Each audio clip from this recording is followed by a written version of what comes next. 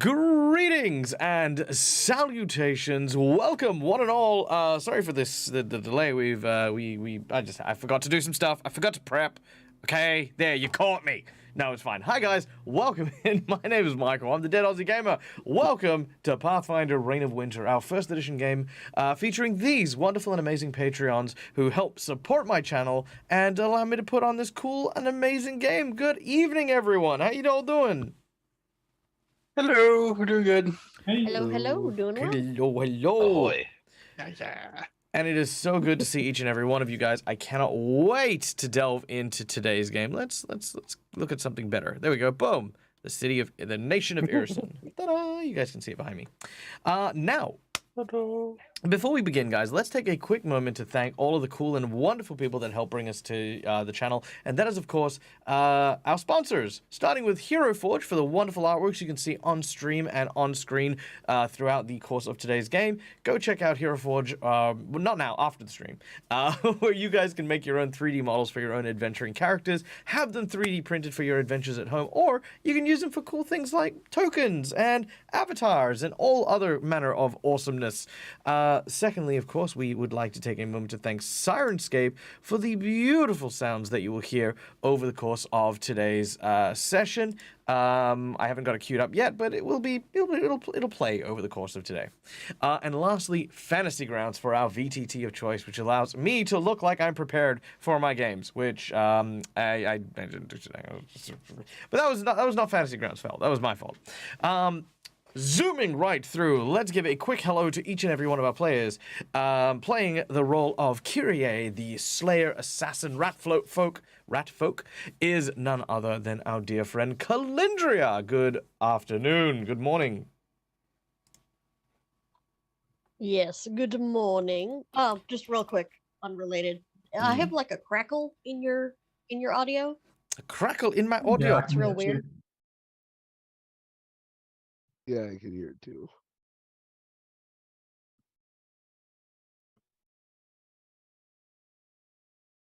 I'm also muted. Still muted. Oh no, we broke Michael.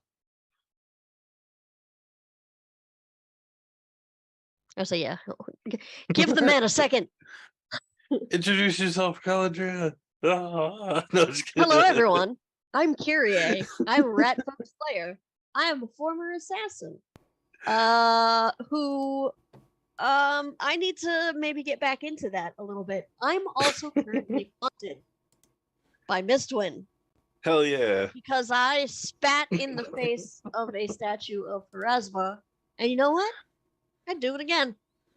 You should just do it. We passed by a statue on the way. It's like No, not I'm going to do it again. I would do it again. No, I know. Even be Oh, haunted. you're not. Yeah.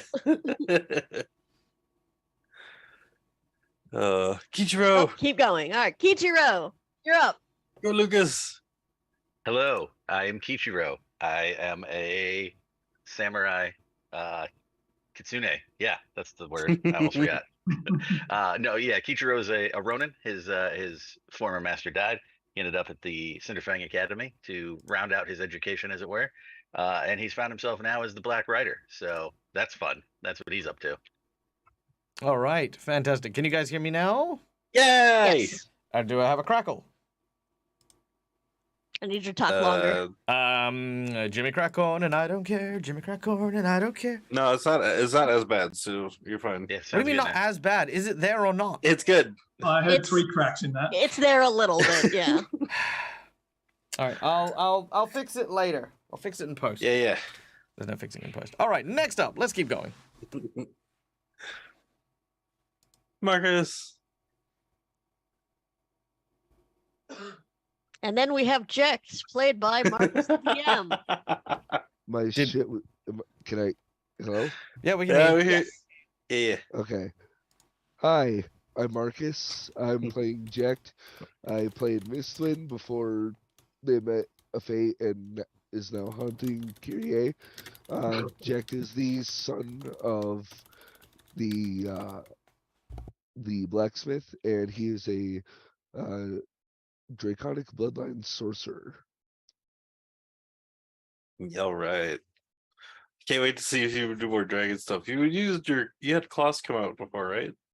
Yes, I can freely just grow dragon claws. Yeah, that's gonna be fun.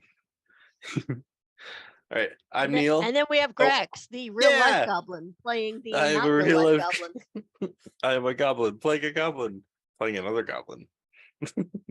I'm Neil over from Immersion Diversion, and I play Grax, the occultist tome slayer, tome eater. Technically a tome slayer because I'm eating them, killing them. But yeah, Grax is trying to become a smart goblin so he can be the head of his tribe one day. And yeah, he does a bunch of cool stuff, and he's a chaos gremlin summoning creatures from his book. And yeah.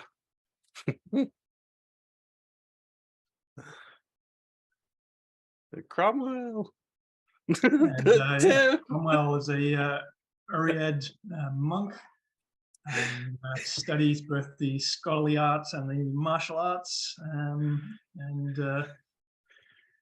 he tends to keep a fairly level head, but can be rather blunt.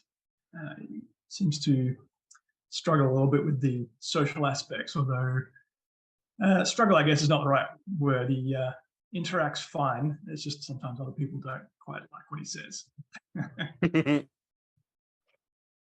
Other All people may right. face palm it, but he's good with it. Okay, now before we kick off, guys, there's one last person we have to thank for, of course, today's session, and that is you guys in the audience. Thank you so much for being a part of this stream, for tolerating what I like to call my professional schedule, and oh well, thank you so much. PayPal donation. We have a Schooly Eye donation of 2 Jinx Ooh. points. Oh, you are so kind. Thank you. Thank you so much for that. Thank you, Schooly Eye. Greatly appreciated. Boom, there they are. Okay, so real quick, whenever you are here at the Dead Aussie Gamer channel, we encourage you guys to step behind the GM screen with me and help me play with my players, whether or not you are on their side or you're on my side. You can do this in a number of ways. Simply by watching, you earn channel points. If you're a subscriber, you earn channel points at double the rate. But these channel points can be used to stave off death, give insight to my players, force rerolls, heal divinely, and a whole bunch of other cool stuff.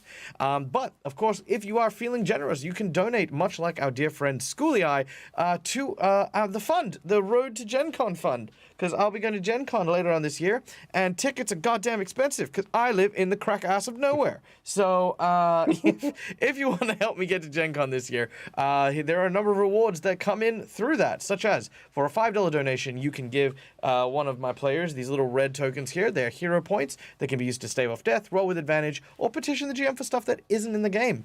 Alternatively, you can use the $5 for a Jinx point, which you can use for me to do mischief and basically make things a little worse for my players. For $10, I will draw from a random deck of plot twists, and that plot twist will come into fruition. These ones are usually a quick shift in the game. I have gotten into a bad habit of simply adding them, so do ask me about your plot twist if you have it, because I'll just be like, plot twist. And then I'll be like, damn it, I forgot to mention it, because I kind of want to surprise my players, but I also want you guys to know that I am using them. For $20, I give either my players or myself the Golden Nat 20, which can be used as a natural 20, because why not? $20 for nat 20. That's how it works. For $50, we will increase the difficulty of a challenge or provide our group with a magic item of your choice. And lastly, the secret menu item. Now, this is the one that everyone's been looking forward to. This is the romance secret menu item, because as many of you know, yesterday was the day of love, the day of Valentine's Day, wasn't it? So lovely. And as such, to celebrate Valentine's Day, we have two very, very interesting characters who are going to show up. And if, for example, the secret menu item is hit, then one of the characters will develop a romantic interest in a member of the group. That member will be of your choosing. That means you, the audience member, will get to choose a romantic love interest for one of my players. So yes, feel free to explore that. And I'll throw this out there as well. They're twins, And if you want to, a second donation of the secret menu item will award the other twin. Will also develop a romantic We get interest. 2 It secret doesn't- menu but it items doesn't have to today. be the same person. If we have it so that both twins are into the same person, that could be funny. Or they could be into completely different people. That could be a whole thing. But it'll be up to you to decide, or at least whoever donates to decide. All right. Cromwell's such a romantic. I don't know how that resists. Oh yeah, absolutely, 100%. All right, let's say we. I want to see Cromwell's reaction. All right, let's now turn attentions back to our game and cue the music. Oh damn! Damn. Cue the actual Well, music. subs.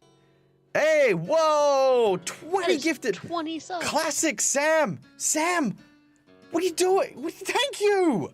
Sam! You bloody legend. You rocket Ladies and man. gentlemen, let's take another quick moment to just give a quick shout out to the one and only Classic Sam. I love it.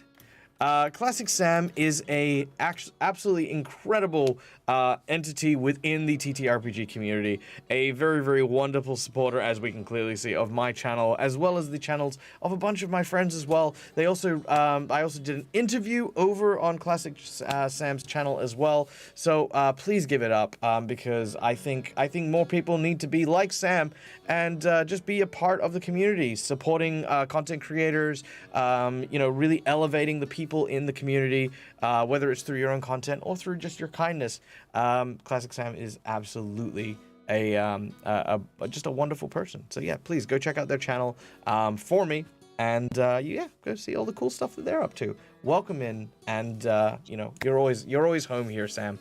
Okay.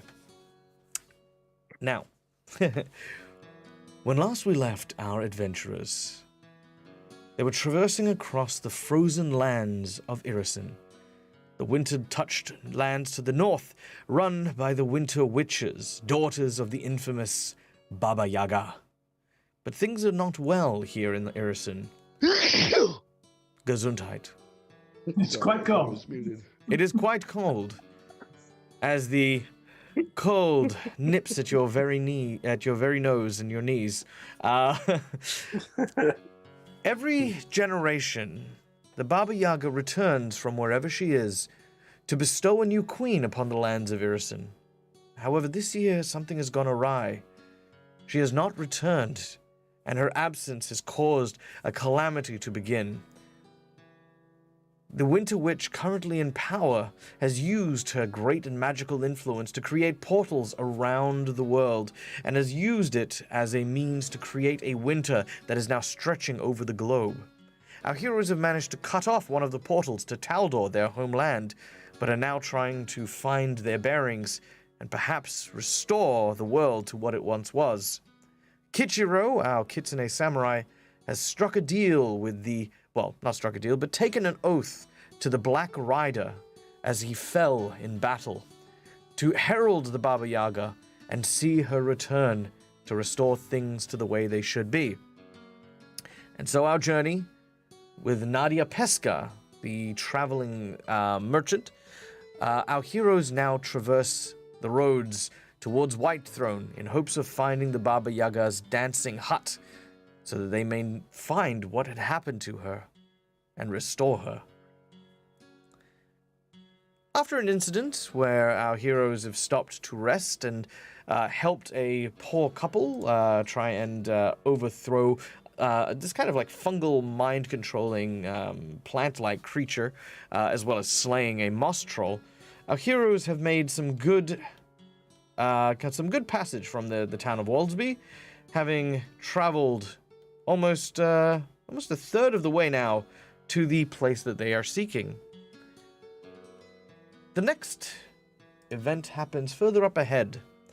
As the sled dogs ride, the skies up ahead transform from a icy, frigid white streak just stretched out across the horizon to a small pocket of sunlight that blasts down from the heavens like a finger of God, which has caused fresh grass to sprout, the snow melting in a clear line, and as far as the eye can see, fir trees have shed their signs of white and are now showing beautiful, verdant green colors. You hear the sounds of rivulets of water melting and snow being heard softly padded and given way to the sound of the grass as you now enter this pocket of summer. Now, obviously, this pocket isn't natural, but Oh, quite is natural, actually. really a pocket of summer in the middle of winter. Yeah, it's basically a break in the cloud line to allow for just a moment of clear sky to melt. It is not common, but they are a natural occurrence. Incredibly, this one Well, is that's 3 miles wide. by common, not natural, but common. Would Ject like how is Irrisen like? Like, is it always winter up here? So, like, would this be new to him, or would Ject know? Like, I've seen something like this. Well, as a local, you would know that this is not common, but you've probably maybe seen 1 or 2 in your lifetime. Okay.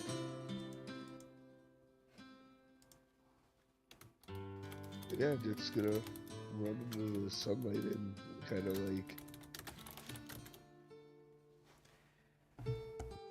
be refreshed by it in a way. Oh, Michael, you muted. It is incredibly refreshing. Normally, the icy winds that prick your nose as you inhale here is now almost completely gone and replaced with sweet smells of the plants and the flowers here. It raises almost 40 degrees in temperature just underneath this area where the sun now bathes you and the sled dogs as you make your way further in. Now, as you travel, you could see that further up ahead, a large elk seems to be grazing in the center of a large clearing. But this elk is no small creature, no simple beast of the land. It is a megaloceros, a colossal deer, a megafauna, whose size is so large and so big, the antlers themselves can give you shade even from a distance. As you approach, you cannot help but just stare in awe and wonderment at this beautiful and majestic beast. I've never seen a deer this big.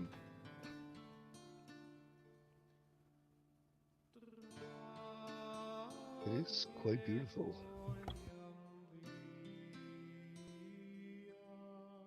Crack's gonna try and get closer.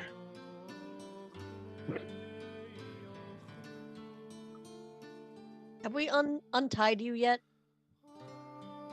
I don't know. Did you? I can't remember.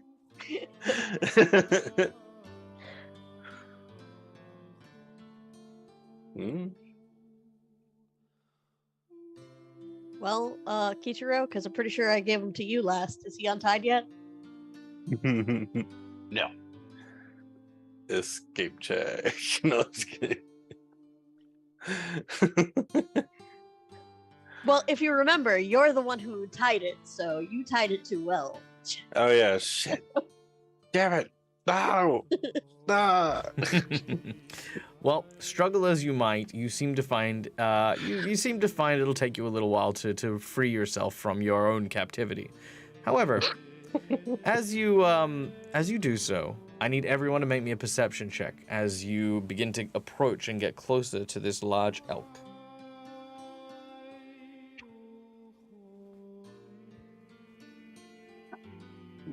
Oof. Oh my god. Oh, I need to roll one more. Oops. Sorry.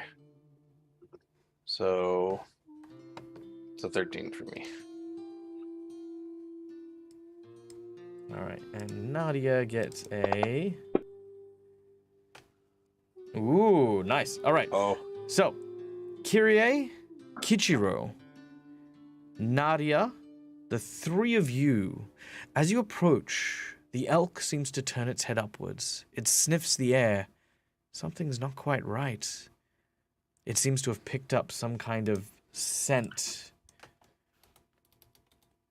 As it looks around, the three of you notice that not too far away within the woods, you can actually see two large wolven creatures with dark, shaggy fur, seeming to stalk up behind the creature.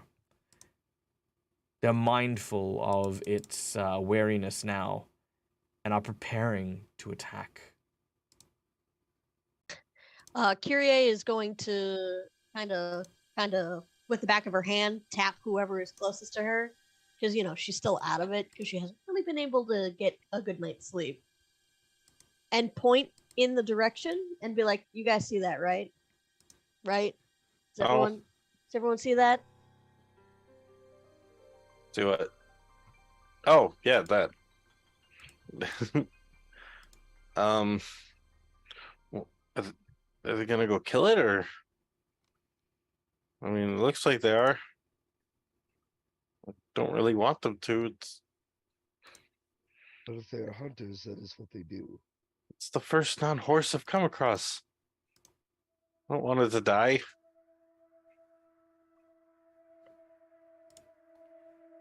They begin to move. The underbrush shifting ever so slightly. Again, Kiria, Kichiro, and Nadia are the only ones who can see it. Nadia turns to the others and says, "Look, these are not regular wolves. They're too big, far too big. I think they might be warg, smarter, stronger. It might be best if we stay here, wait till they take down their prey, and then sneak past while they are feasting."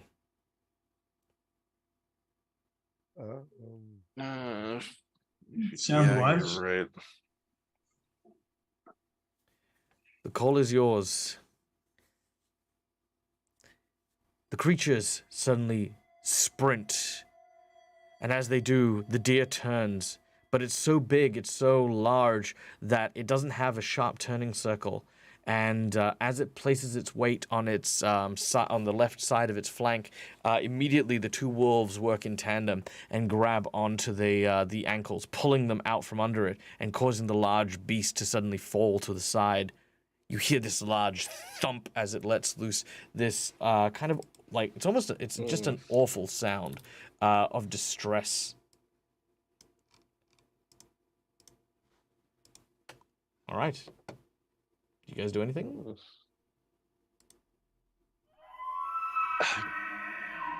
I make sure that Grax doesn't go running off. That's what I do. Yeah. Jack also is keeping an eye on Rex to make sure he doesn't do anything dumb. Just to let nature run its course, Grax. But You it's should be out of it. No, but it sounds in pain. Stop. You're welcome. It's just because they look like big dogs to you. All right. The sounds of the wolves attacking is quite brutal, but of course we're not going to go too deep into this. I feel like this could potentially become an upsetting scene, so we're going to move. We're going to move past it. With strength of will, you close your eyes and turn away as the wolves feast. The creature does put up a valiant fight, but the trained hunting dogs, or the trained hunting wargs, do not balk at its size or strength. Our heroes... Now I can't help it because it's dead, so... Well, I mean, did you want to help it? I mean, I'm skipping. No, not anymore. I was gonna say I'm glossing over it because I don't want to reveal the incredibly upsetting nature of it being hunted. But if you actually wanted to intervene, no, that was the thing. Grax. Oh, is you're lamenting not intervening. He was afterwards. wanting to, Yeah. Yep. Okay. I'm with you. But he's also in the back to normal kind of thing because it's already dead. He can't do anything now. Yeah, okay, I see what you're saying. I see what you're saying. Okay. Yeah. All It's right. like, I wanna- but no, I can't. After a moment, Nadia then clicks over to Jet and begins to move the huskies on. Let's just hope they don't see us riding away. So yeah, I want to keep an eye on them, see if they turn their attention to us. Oh, they absolutely do. They see you, they know you're there. But, as Nadia predicted, with their prize now attained, they have no need of chasing you down and hunting you. They have what they want. All right. I'm good with it. You If we continue see another onwards. vacancy- Oh, just kidding. Okay. Yeah. Now, this is now on to say the 5th day since you've left Waldsby. The evening brings a new kind of challenge. A cold begins to snap over, and Nadia says, "The night will test us. If we are not careful, we will freeze. I need to find a shelter for the dogs. Their warmth will keep us, but we need to find enclosed space. Unfortunately, these are the plains, and we will not find the cave very easily. Please, for searching out and seeing if you can find anything, even something we can lower down into, anything at all will suffice.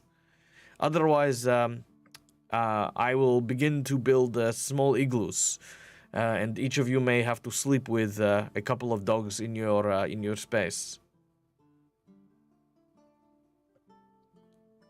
Kyrie looks at Grex. Wait, I heard that. And I was thinking wolves at first. I was like, oh wait, no, they're dogs. No, I can't sleep with dogs. The dogs look at you hungrily. They're like, "Grrr, Grrr. grrr, Go back out over. grrr, grrr." um, I mean, Kyrie, you can dig a hole, right? Yes. I think you can now, can't you? You have that weasel item. Yes.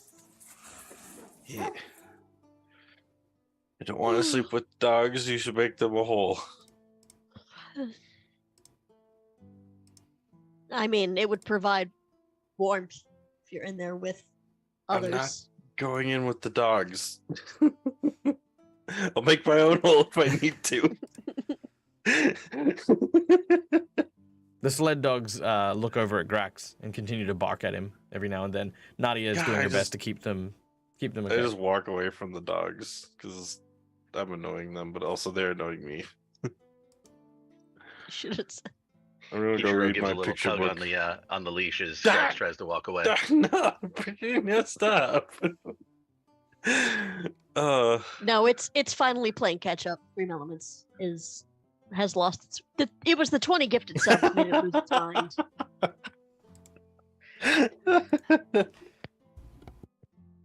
Speaking of which, we just got another blast of like a bunch of gifted subs.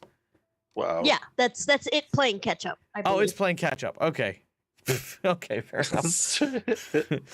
If we aren't finding anywhere that's pre-existing, obviously Kyrie is going to be more than happy to help set up somewhere to rest. All right, survival checks, please, for those of you who are trying to build or make shelter here. Quick question: are we back in the cold, or are we still in the pocket of sun? You are now in the cold. All right, cool.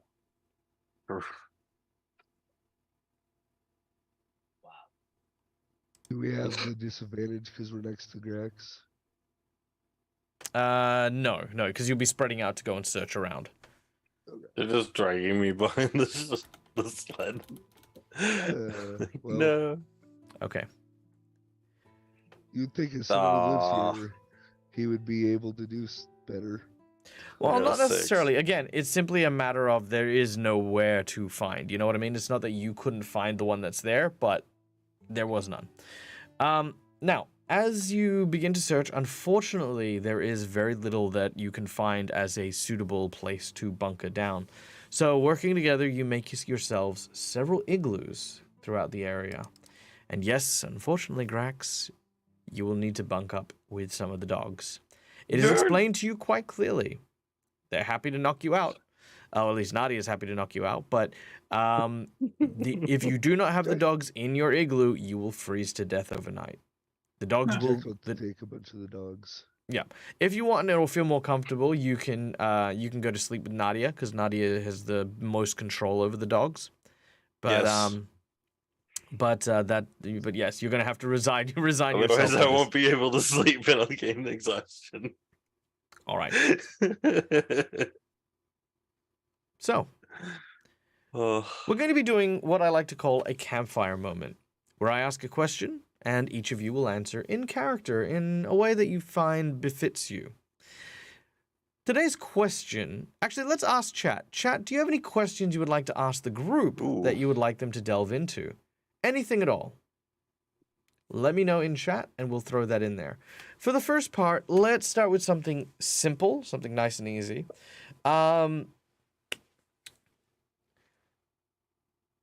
Jet, you are a local to Irrisen. What was it like growing up in this land? Cold, but when you have your father who's a blacksmith, you don't really stay cold because you constantly have the soldiers coming in to get their weapons checked and all nice and that. So it was a pretty eventful childhood, other than the fact that Jack harbors some ill will for the Queen and her men.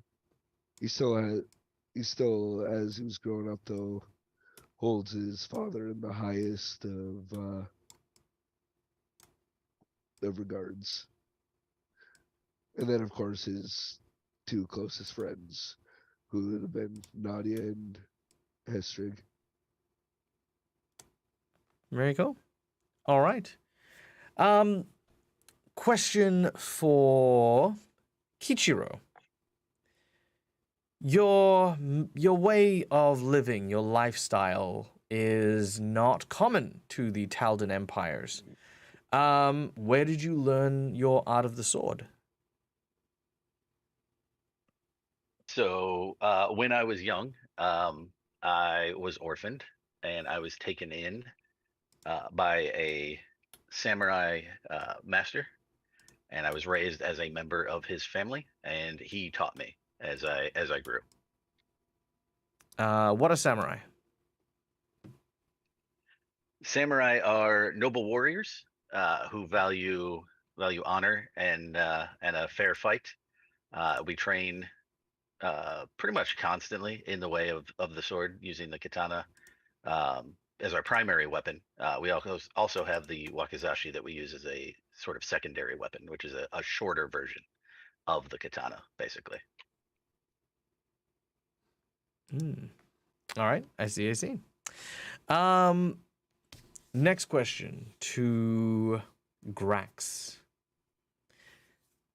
What do you think happened to your teacher? God, why is his name blinking me now? Falgorn? Falgorn. Well, he was turned into a bird, wasn't he? I think I didn't think he came through the portal with us, so I think he's just kind of been living in the forest. So I might have to find him when we go back, turn him back somehow. I don't know how I'm going to do that, but we'll try. Hopefully the bear didn't get him. But maybe he could cast spells as a bird. You never know.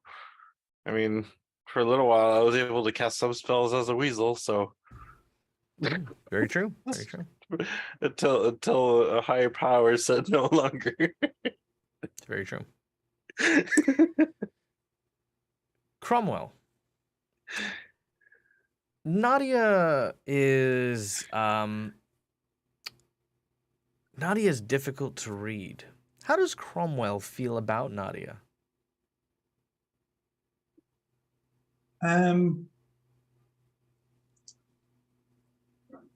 he feels that Nadia is wise in the area. Her ability to traverse the lands that, even heading out all the way out to the portal where no one else was going to go is quite impressive. He feels like she maybe in some kind of denial about what happened to her daughter in the way that she refuses to talk about it. But whether that's right or not, he doesn't know. All right, all right. And Kyrie, Mm-hmm. you are not a stranger to the misfortunes of this haunt that you have found yourself in. What are you going to do about it? You, I guess, have attempted to honor your friend, but in turn, something else has happened. How does this make you feel? I'm not so prideful, but I'm going to try to continue to do this on my own. I've already mentioned having some issues to the group. Actually, they're the ones who figured out that it was a haunting. I believe Cromwell was the one that did. So I am going to have to until I can get outside help to the extent that maybe a priest of what do they call it? Is it a priest of Pharasma? Yeah, it's a priest of Pharasma. Until I can find one of those who can maybe point me in the right direction, I'm going to have to try to figure out what it is that Mistwind is trying to tell me. Maybe maybe he's warning me. Maybe he's just hurting. I'm not sure yet, but that's really the only plan I have at this point. All right. You share these moments, you share these questions under the like kind of spluttering of this very, very weak fire. You hear a sound in the distance as the snow and the ice begin to come rushing past through the wind.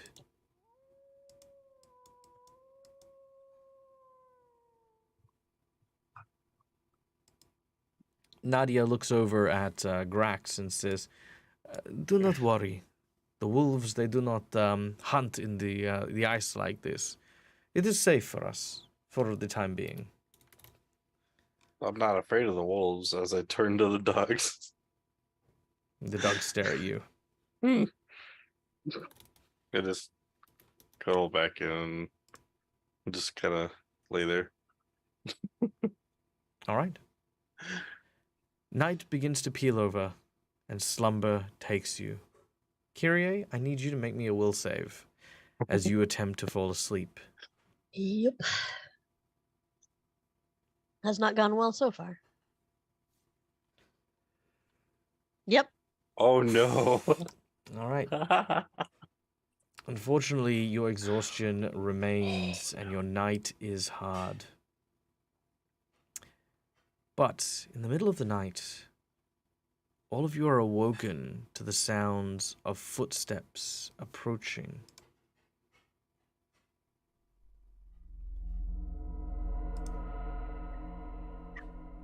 Something is moving out there amongst the snow and the wind, unhindered, unperturbed, moving towards you closer and closer.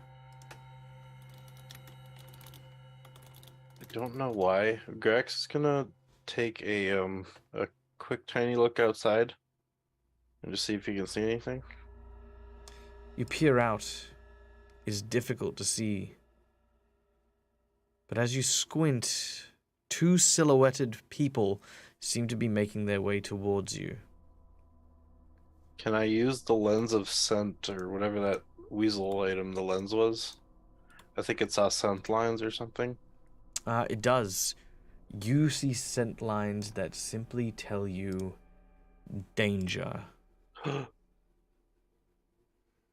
just Or predator, I suppose. okay. Guys are not good. Not good. I used the lens to see what kind of lines, or I guess what kind of scent it was, and I just get a bad vibe from them.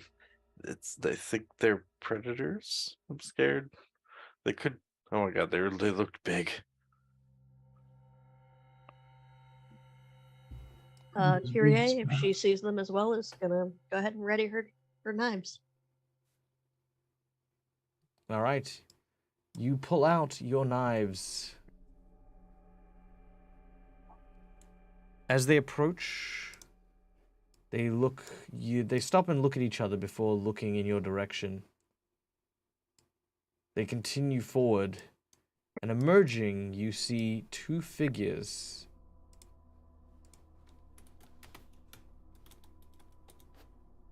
And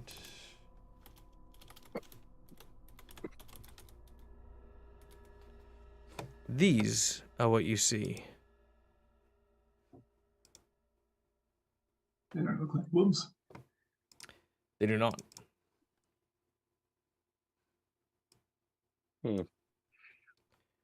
All right. These two They're still figures very big.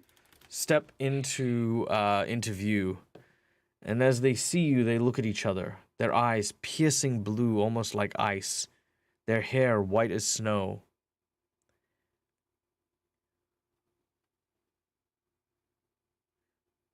Hold. We come in peace. Who is in charge of this camp? I just looked to Nadia.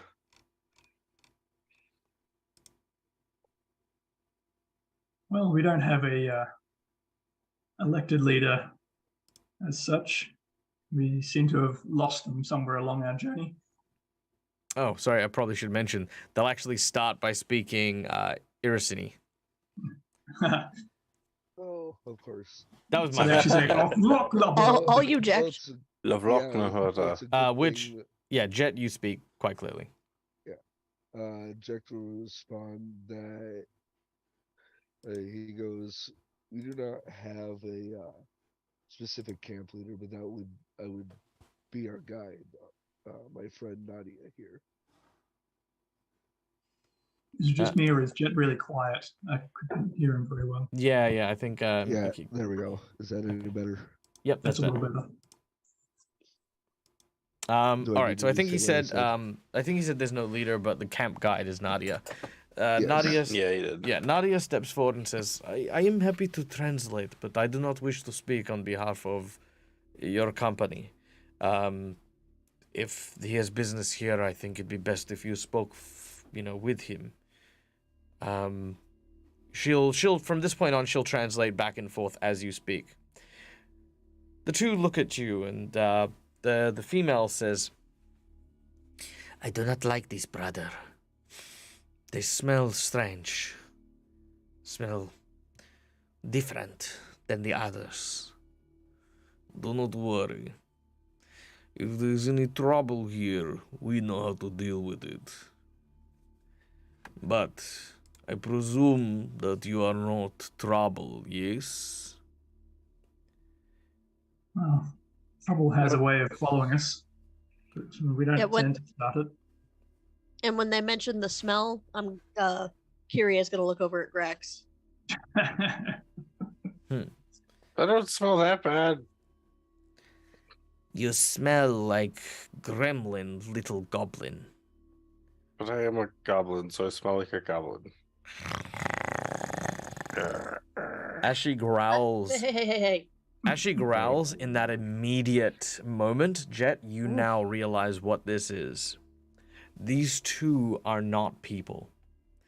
They are both winter wolves.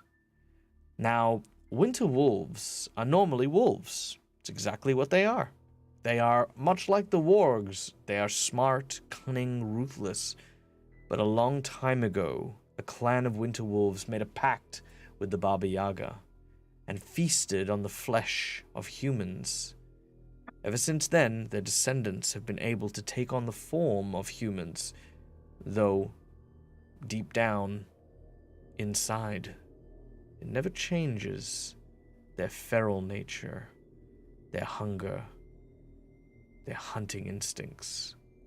And they can freely now shift between their wolven forms and their human forms as well. As soon as you hear that growl, it's not the sound of a human growling. It is definitely the sound of a heavier, nastier beast that comes from the back of the woman's throat.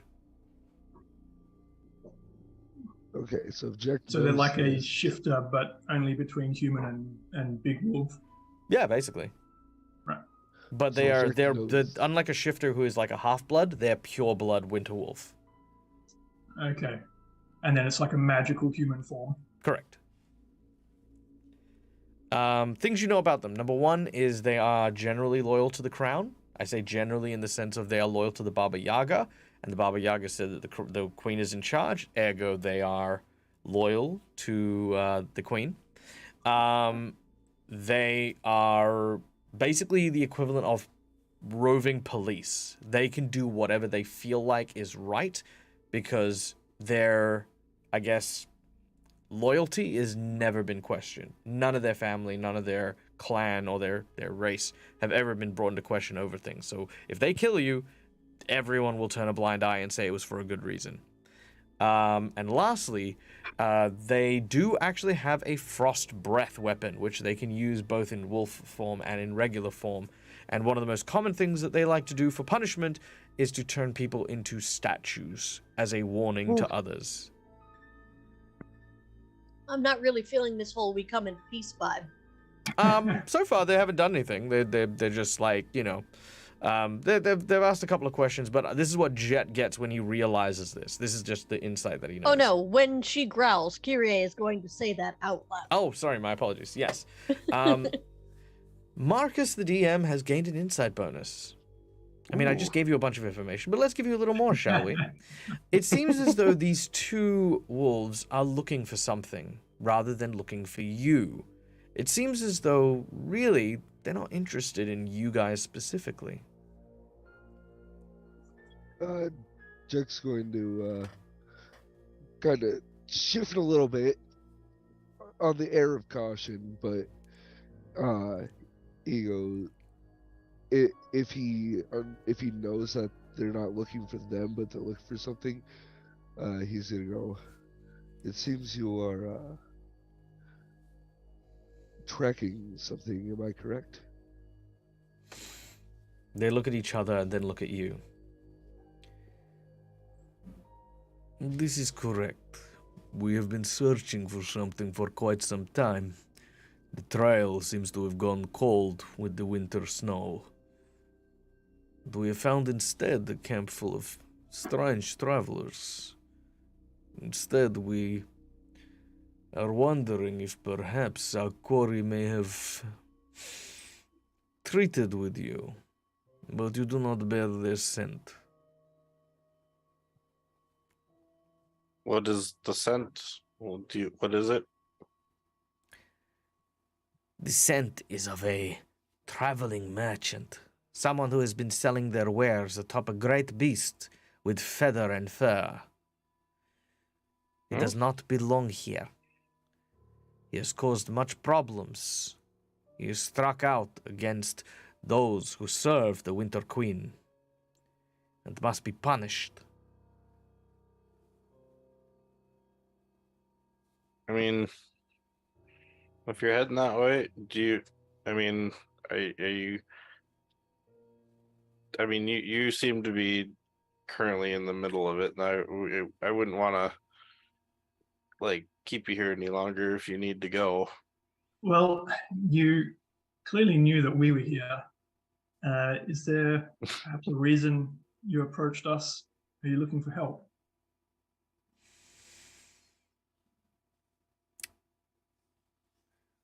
Perhaps. He takes a stick and begins to draw into the snow. He draws a human-looking man with a kind of like an akubra-like hat, and a beast that seems to look about the size of a bear with a Wait. avian head. Oh Looks no. familiar. Oh no. Wait, how And, did he get? and says, "This is who we are looking for." It's been some time, but I think we may have seen them. You've seen Why? him? Then where? Tell us! Tell us now! I mean, And we haven't as- seen him recently. As she Well- kind of lurches forward, you can see her brother kind of raise his hand to kind of hold her back. He says, "Apologies. We've been on hunt for quite some time, and this is first solid lead we have received since losing the Well- trail." Solid, I'm not sure, other than it does look very familiar with a certain man and a bear that we have come across. But where it was, now that's a trickier question. We're not, as you've already guessed, familiar with this land.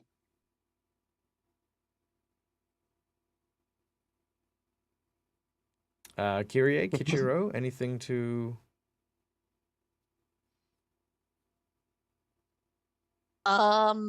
Kyrie just wants to know if these guys want this person dead. Is that the goal here? No, not yet anyway. As I said, most of the acts here have just been infringements on the laws of the land. He will be taken to the Whitethrone, where the Queen will pass judgment for herself. What did he do?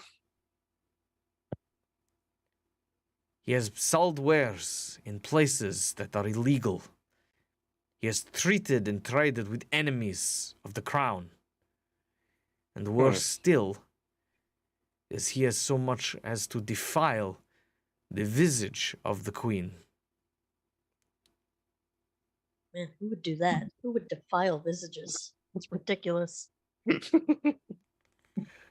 You mocking me, small mouse?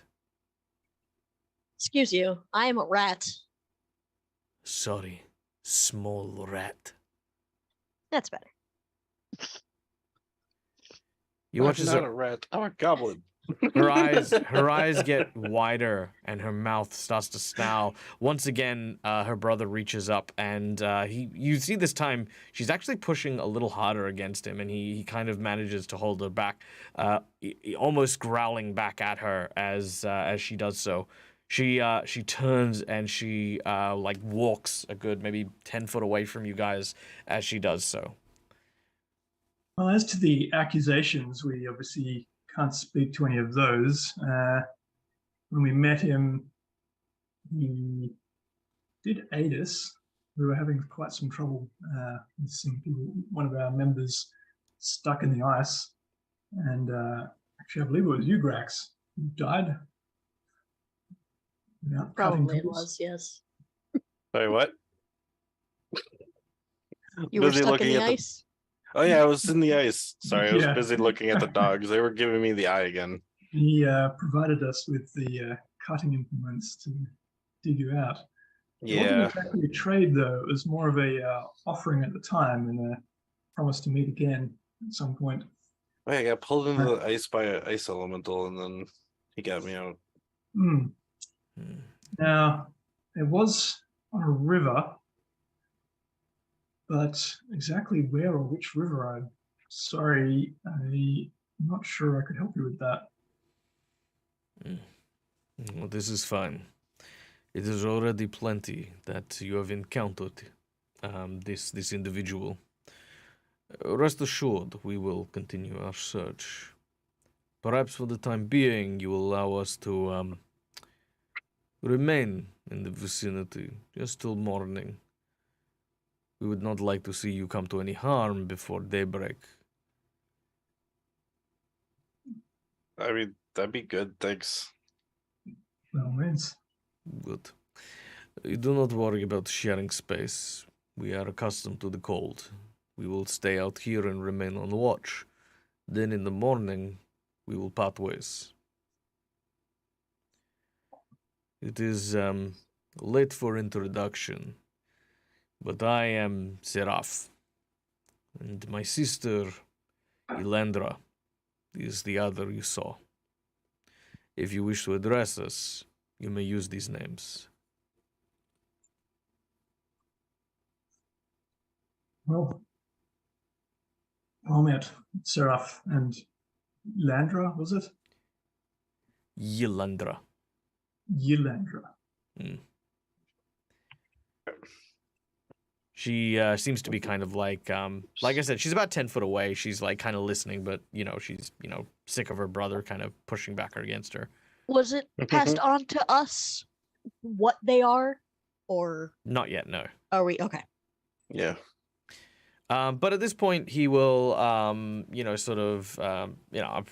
if you guys don't want to introduce yourself, that's actually fine. Like, these guys aren't gonna push you for your names. But if you want to, you are welcome to.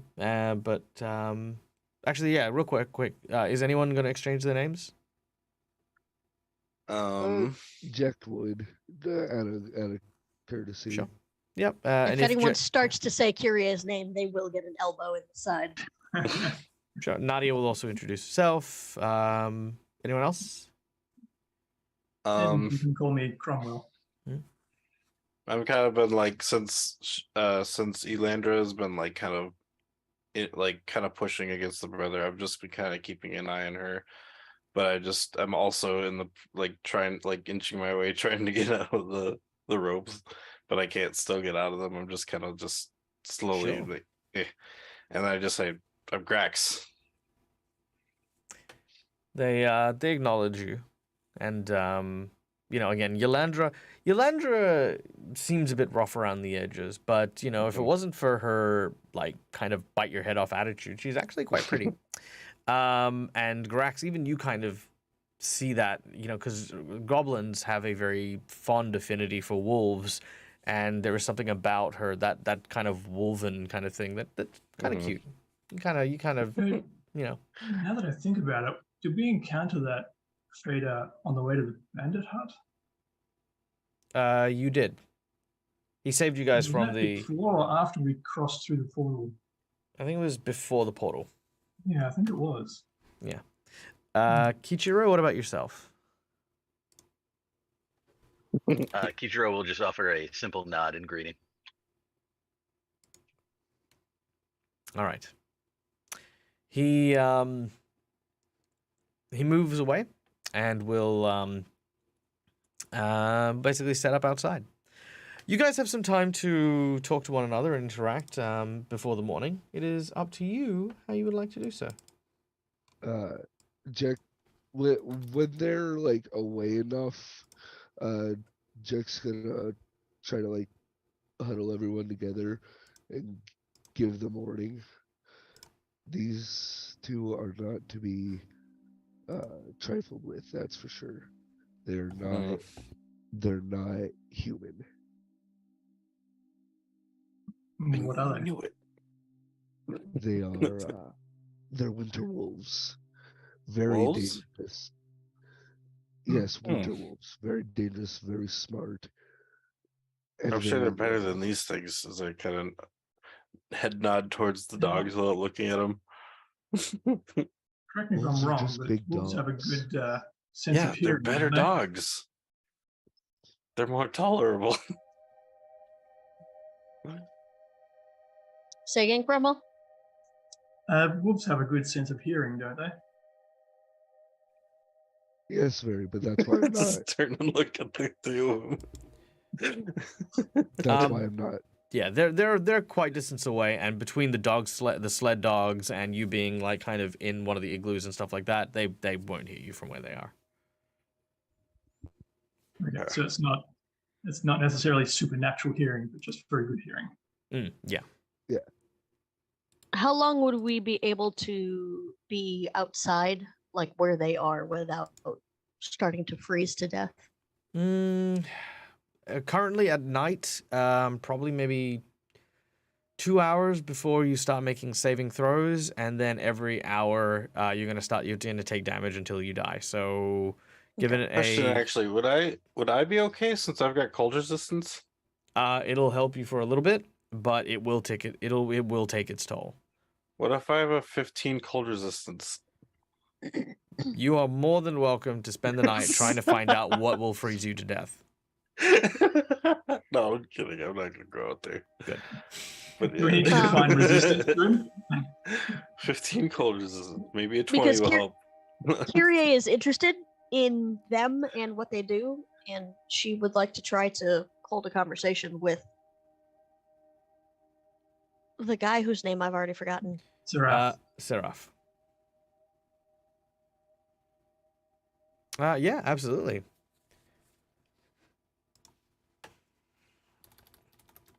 All right, you approach the male winter wolf. He sees you approach, and he says, he gives you a greeting, in Irrisen, but then converts to speaking a kind of a broken, speaking a broken common. Oh yeah, forgot about that. I speak little Taldan. Not much, but enough to get by.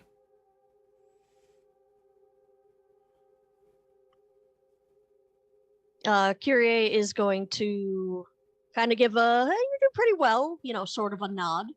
And say, you said, and she's kind of motioning to her nose, that we smelled different. What did you mean?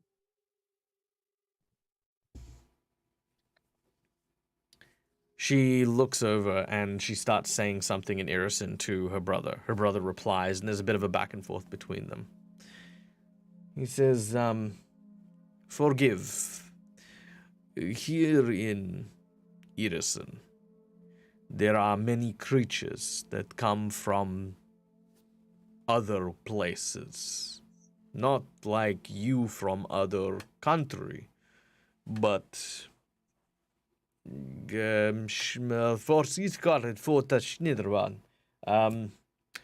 he takes some snow and he says, please for holding out hand. All right, she does so.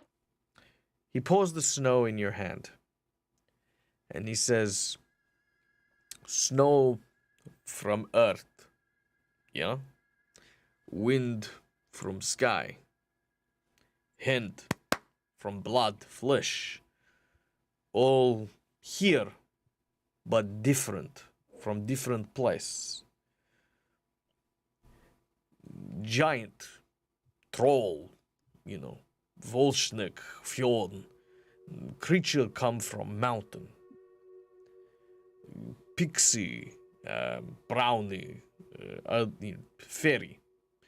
They come from the snow, other place. We call it Yevlaxis Nirgan, or the world of first beginning.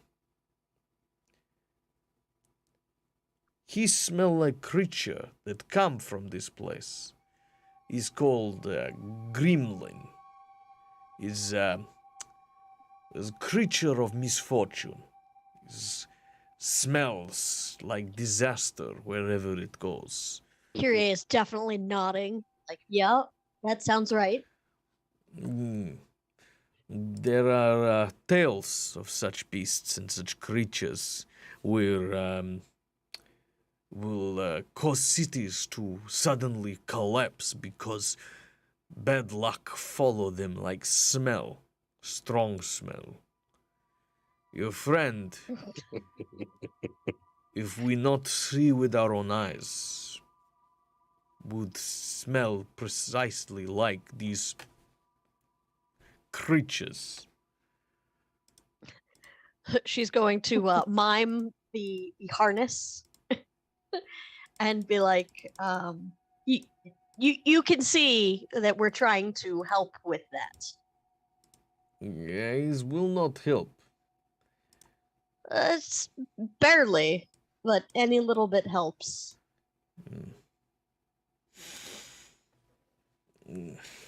Listen. You also mentioned that this merchant that you are looking for, he deals with enemies of the crown. What do you mean by that? So we can keep an eye out for those as well. You ask too many questions. I'm offering assistance. We do not need your assistance. If you didn't need our assistance, you wouldn't have come up and asked if we had seen this guy. I did not come up. This was all my And at this point, the two of them start to snarl at each other again. And there's a moment where he says, "No, we thank you for your offer. Our kind do not work with others that are not born of the ice. We consider it impure. The hunt would be tainted by allowing others to help us on our quarry. Information is little different, but seeking aid any further would bring dishonor to us and our clans." I understand. But I will say this, which I was going to tell you before. Your friend's smell.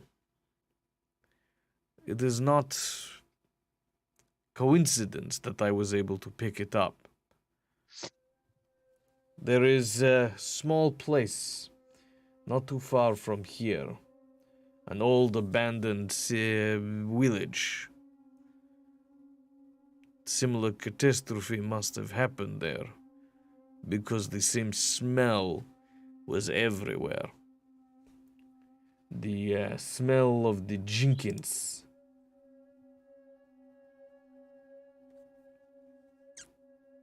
Of the what? Gremlin, Jinkin. Ah. Hmm. And the village is nearby, you said?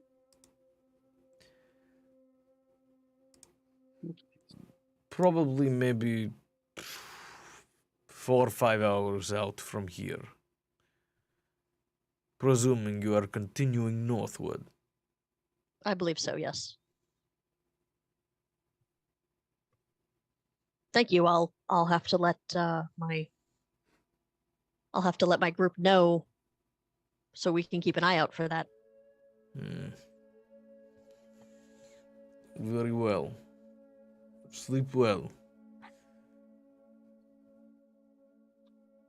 While Kyrie was out talking with them, Grax would just say to the group, "All right, so we need to find a way to help Kyrie sleep, or things are just gonna get worse." Oh, we could knock her out. I can sleep.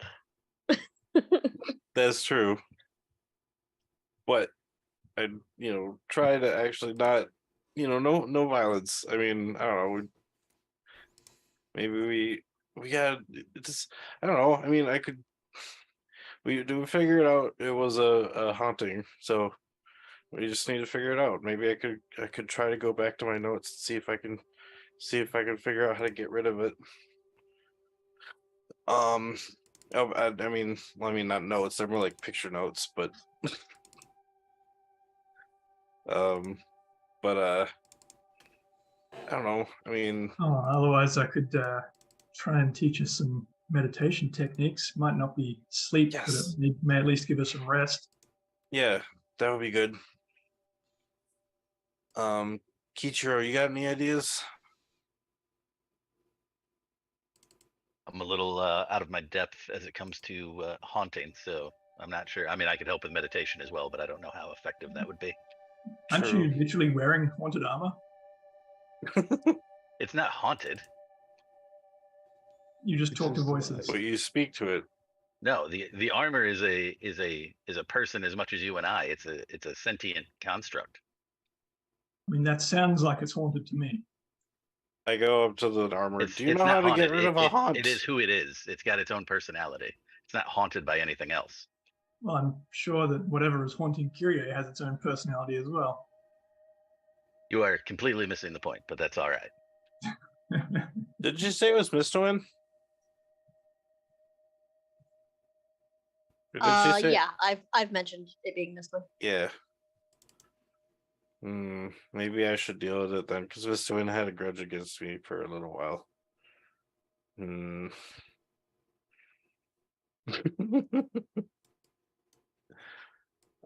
it's Jet, just have keep you in ever had mind that any we dealings with have, hauntings? although it may be appearing as Mistwind, we don't actually know that. Oh yeah, true. It could just be like it could show itself in the form of Mistwin, but it could be like that soul leader, that soul ghost thing that we fought. Oh, if it was that thing that was haunting her, oh gosh. How the heck did... Oh.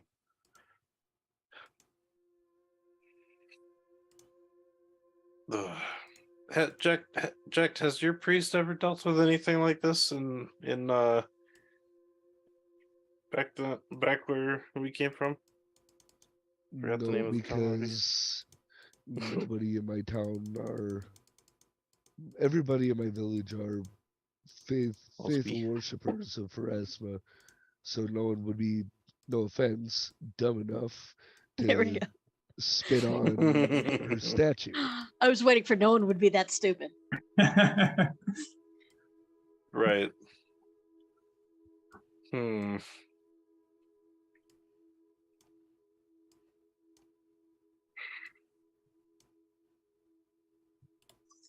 As Also, part of the training linguistics point that I started at before with the reading, I'd like to go out and ask a question to Elandra, but I'll try and use as much sort of broken Irrisani as I can, but I'll probably have to switch between that and my own common. Okay. Yeah, they'll watch you approach. As you approach, the Seraph kind of looks a little bit cautious, but will allow you to speak to his sister. He kind of like, he knows she's got a temper and, like wants to make sure it's okay, but it seems fine. Yeah. She looks at Cromwell. I couldn't help but notice that this search for the traitor seems somewhat personal for you. It is. I don't imagine you would care in sharing. Why? This man who we hunt is no ordinary man. He is Irrisini born, but moves like fairy creature, tricking and dancing and singing.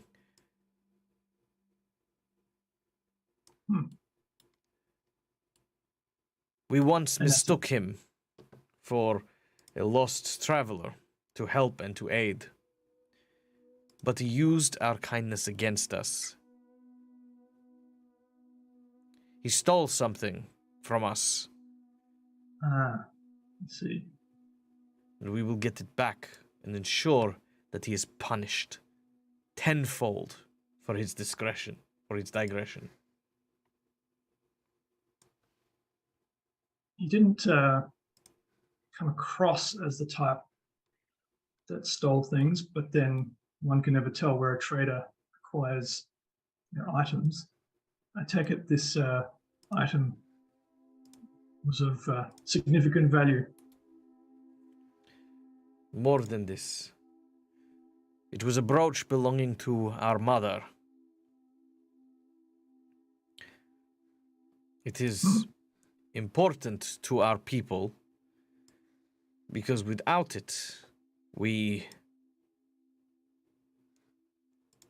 At this point, she finds it hard to speak. It's a connection to the past. Her brother, overhearing, reaches down and says, "No.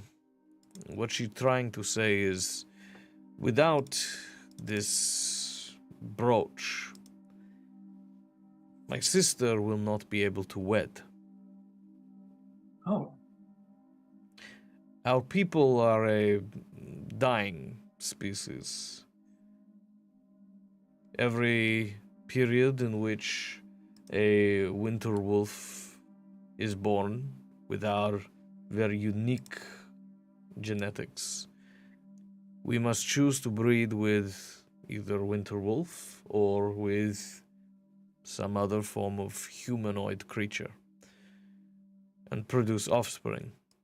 But more often than not, these offsprings do not have the traits shared by our kind. Oh, I see. So the brooch ensures that you would have winter wolf offspring. Yes. In a way. Part superstition, part tradition. That can be powering that. He nods. Hmm. It does seem rather dire. Now that I've been thinking about it more, unfortunately, I believe the last we saw of him was actually in our lands.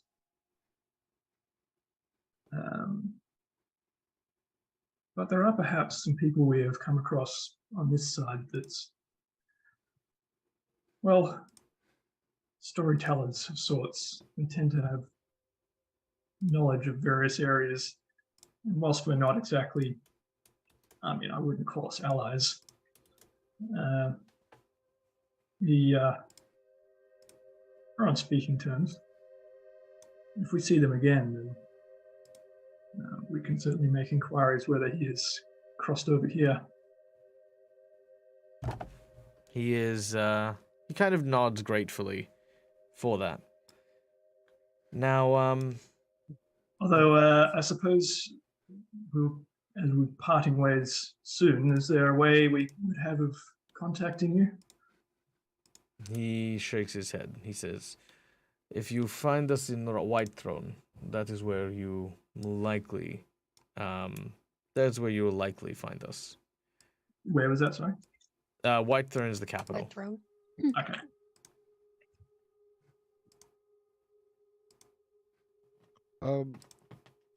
If Alright. so, how long would it take so that way, like, after Nadia leaves, Jack doesn't have to always translate for everybody? How long would it take for him to teach them all how to speak? However long it would Irrisen? take for them to level up and take a rank in linguistics. Oh, okay. So it doesn't work like that. Okay. And I've had a reason to do so.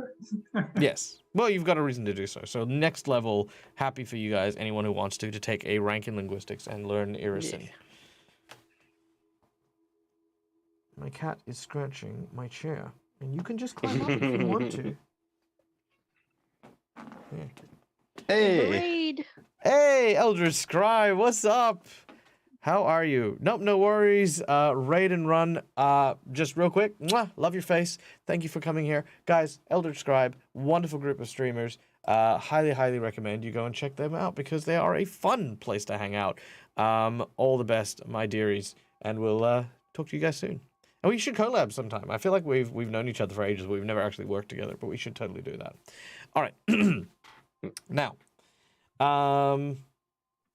the two winter wolves kind of look at each other and kind of appreciate the conversation with Cromwell. But soon their attention is turned elsewhere. They begin to look up and almost like in the same way that they were looking at Neil, they turn their noses upwards and begin to sniff deeply into the air. They start to talk again in Irrisen, which, you're only getting bits and pieces off. They seem confused at what they're smelling. Kyrie's gonna look around, see if she could see anything or hear anything. Well, before that, Kichiro, where are you? I suppose I'm inside with Grax and Jekt at the moment. All right. What would you be talking about, if anything? So Kichiro would actually be untying Grax, and then he would very much be threatening him to not make Kichiro regret doing so, because if he does, he will use the rope to string him up from a tree. Grax? I mean, I don't plan on doing anything bad. It just happens. but Well, I suppose yeah, that's the best I could hope for. yeah. Well, Is Kyrie back inside with us? Sorry.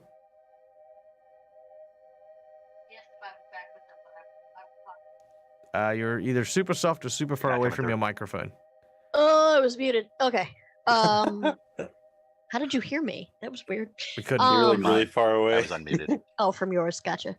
No, I don't believe I'm back in the tent. I was out there talking with them. All right, Okay. I will put the rope away for now, and I will hand it to you whenever you come back. Then. He's free. Jack Free is run. No, gonna just kidding. make a All point right. to Grax. Just At we this see point- Grax running out of the tent. Avalanche!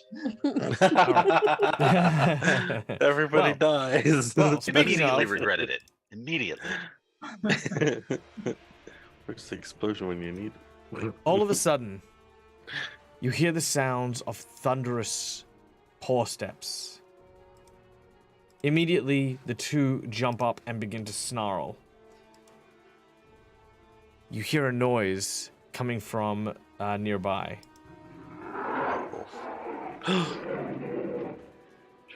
No, no. As arriving, thundering across the landscape before you, you see Frostbite. Oh no! Oh shit! And we are going to go into initiative. Ah! What in the hell's is that? That They is- almost ate us all last time. Very astute. All right. Frostbite the bear is careening. I'm going to start him a little bit further away. Is careening towards you guys. Your camp is pretty much over here, so you've got your tents and stuff like that. The dogs are immediately running away. Seraph is up first. Get out of here. Seraph immediately takes position and draws what looks to be a long blade with a like kind of a cold iron steel to it, and takes up a defensive stance. Kichiro, you are up next. Oh wow, I'm never this early in initiative. That's awesome. I know, right? Yeah, I guess Kichiro will come outside first of all, and he'll draw his sword, his katana. Mm-hmm. And so, is this like a on the map here? Is this like a little ravine kind of thing that we're in? No. It's just uneven ground. Oh, okay. All right. Cool. I will take up position. I suppose near the Winter Wolf guy there, whose name I cannot remember. I can't. Yeah, I Seraph. keep forgetting. Sarah? Yeah, that one. Him. Not a worry. At this point, now that you What the- are no, that's okay. What Now was that you that? are standing next to him, you realize that he is actually quite tall. Hold on, let me unlock your tokens for you. There you go. I was wondering what was happening when I tried to move it there. Yeah, no, that's good. All right. All right, so you've moved over and you've drawn your weapon. You've also readied an attack as well. Jet, you're up next. Jack will also move up a little forward to about there. And with his free action, grow his dragon claws as he kind of snarls in Draconic at the bear. Asking Kichiro, is this a friend of yours, I assume? Asking in Draconic? No. he snarled something in Draconic, but he's Oh, right. asking in common. Okay, yep. I wouldn't exactly call him friendly. All right, let's see. What is the range? 400. Holy shit. All right. Let's see. So yeah. And then Jack is going to cast Acid Arrow on the bear. All right, very nice. Once I can get the thing. There it is. Of course. I'm going to hero point that. Okay, 1 hero point consumed. What did I roll even? I can't see. You rolled a 6. Yes, 6. Grenade. For an 8. Can I use the hero point for the +8? No, you can only use it for a +4 after you've rolled. Okay, well then never mind. I'll just use it for the reroll. There we go. All right, the acid will hit. All right, and then it takes 2d4 plus an extra 1 because of my Black Dragon heritage. Come on, I keep breaking my own game right now. There we go. All right. There's So a. that's 3 acid. I count 2 acid. Why is it 3? Because it's. Oh, you get a +1. Yeah, it doesn't count my dragon stuff. That's okay. Not a worry. 3 points of acid damage singe its fur as it, as your acid arrow flies across and collides with it. Which brings us then to Cromwell, our Oread monk.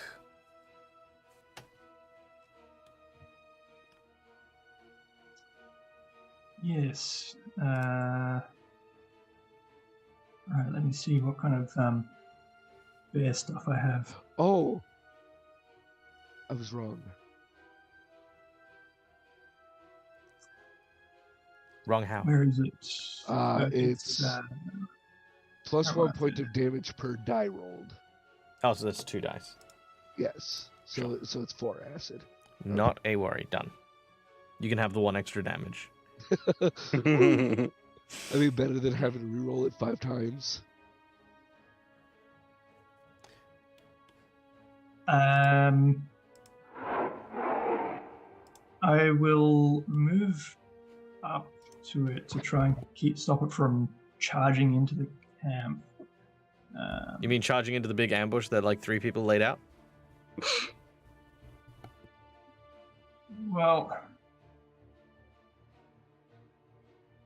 once the giant bear is in here, it's not really so much of an ambush anymore. True, but they've all got readied actions for it.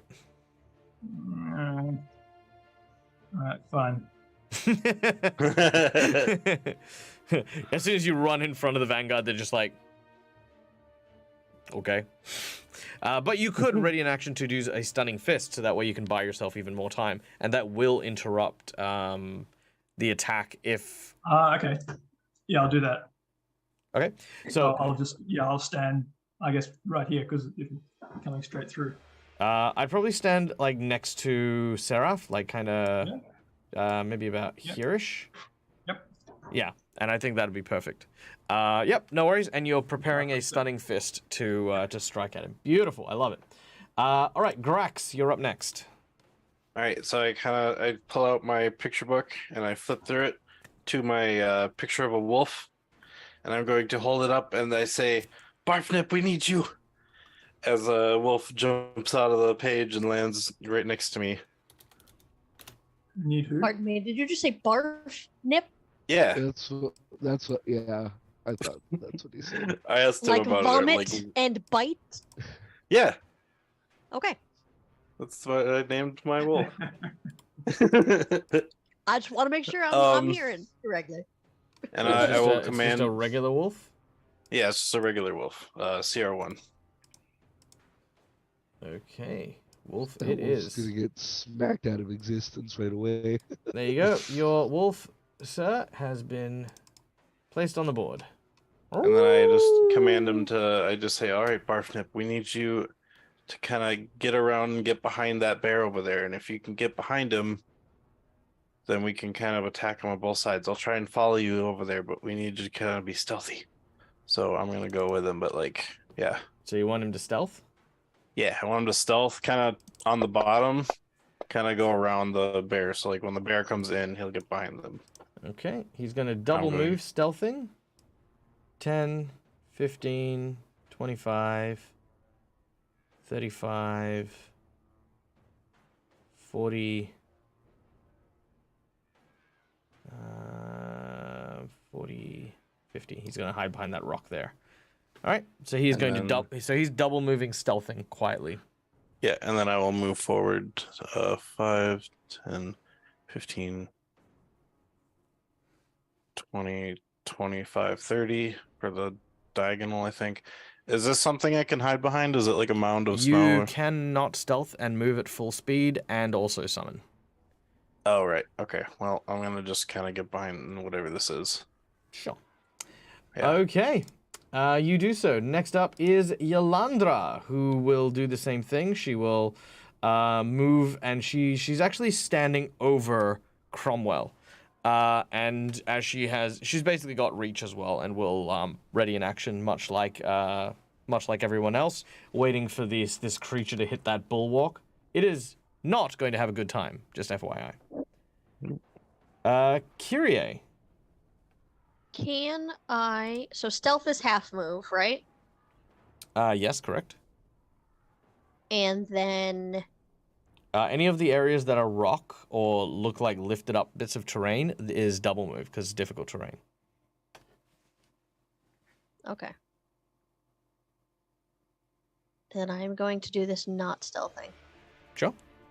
Okay, so Kyrie is going to start moving up, so I can only move 10, I believe.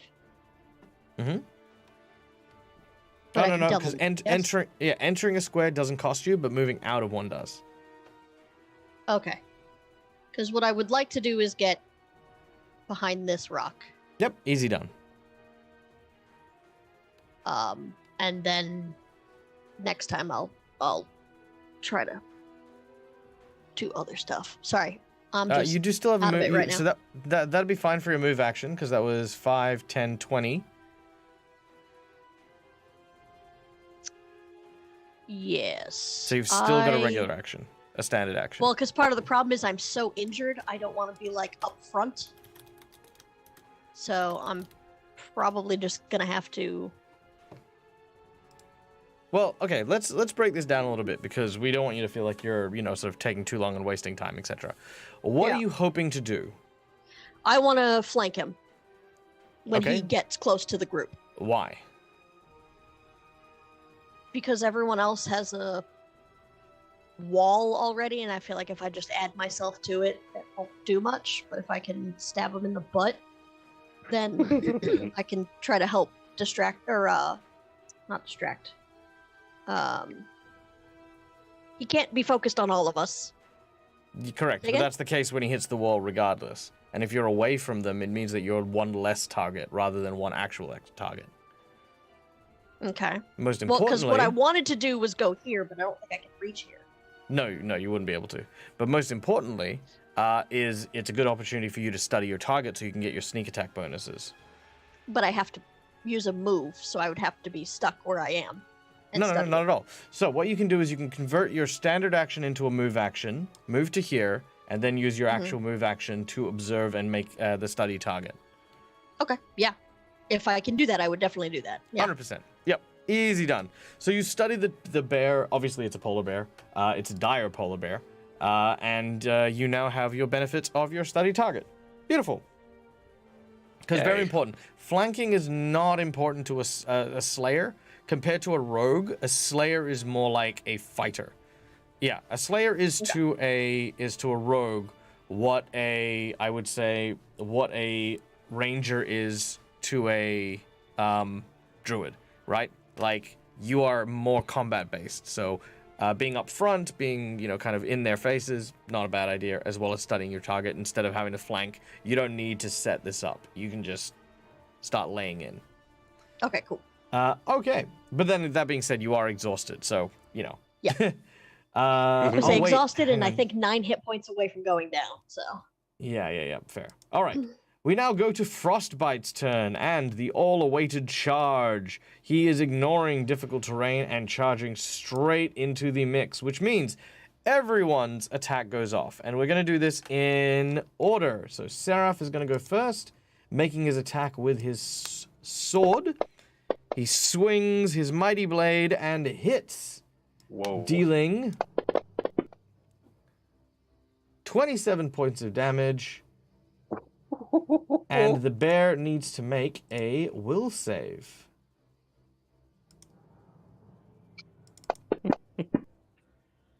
It succeeds, unfortunately. So that is his action. Kichiro, you're up next. Sweet. Let's see.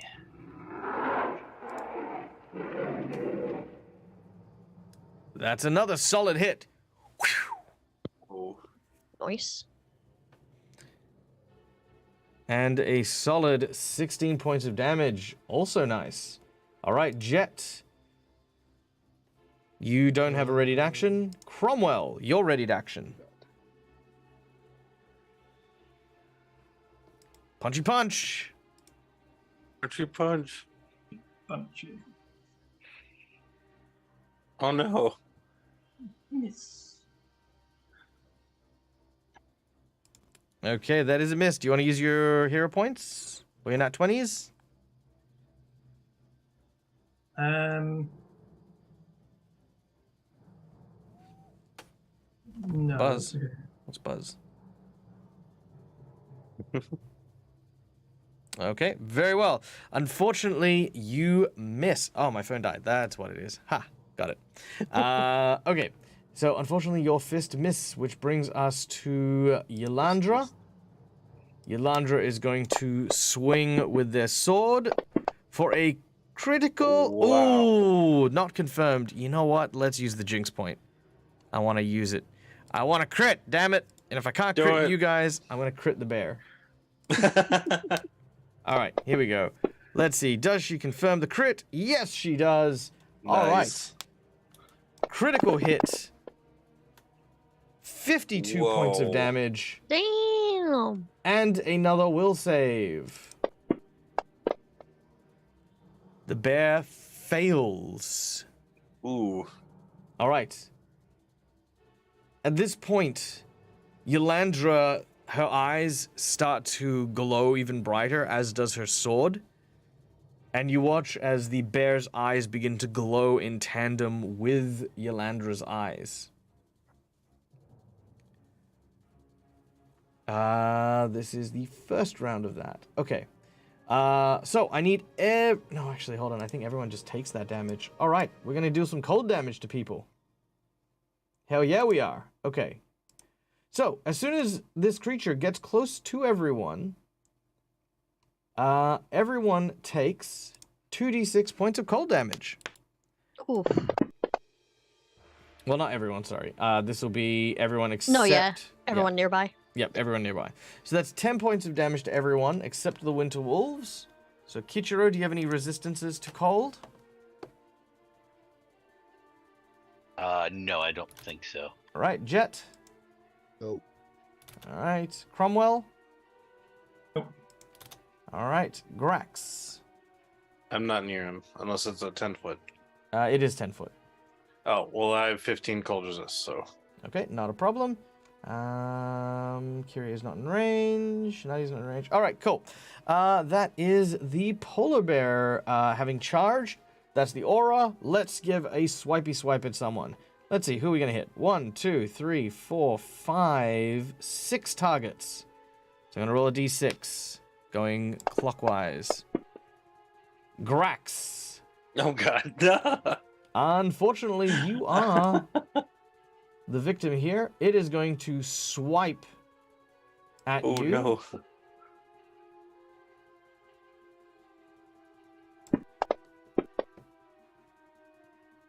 The bear hits a 20. Ouch. I'm going to attempt to use my roll with it. Okay, what does roll with it do? It's a ability. It says, oh, there it is. So, if you're attacked, if you're struck by a melee weapon, or claw, I guess in this case, you can try to convert some or all of that damage into movement that sends you off in an uncontrolled bouncing roll. Okay, I like that. To do so, you must make an acrobatics check. DC equals 5 plus the damage dealt.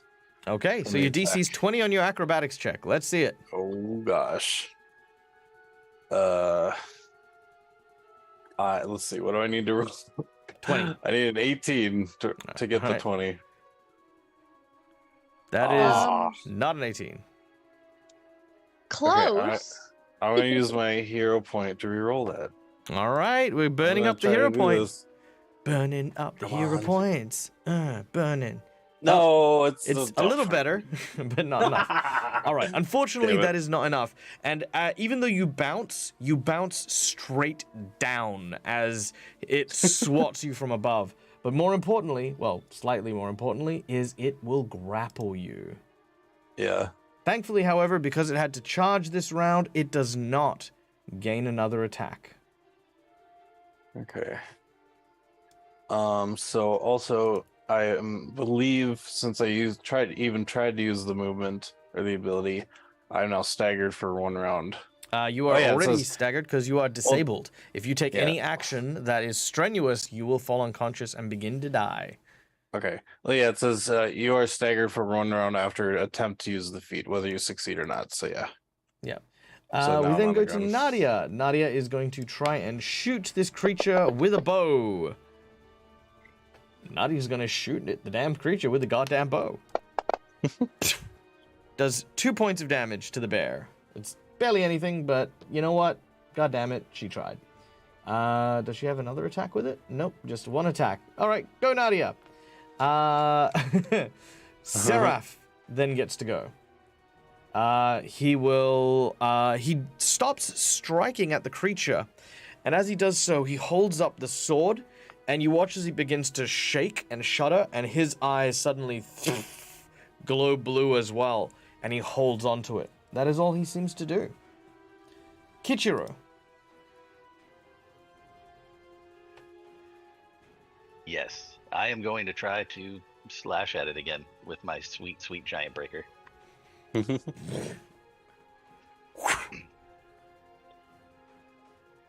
Ooh, that is a miss. That's unfortunate.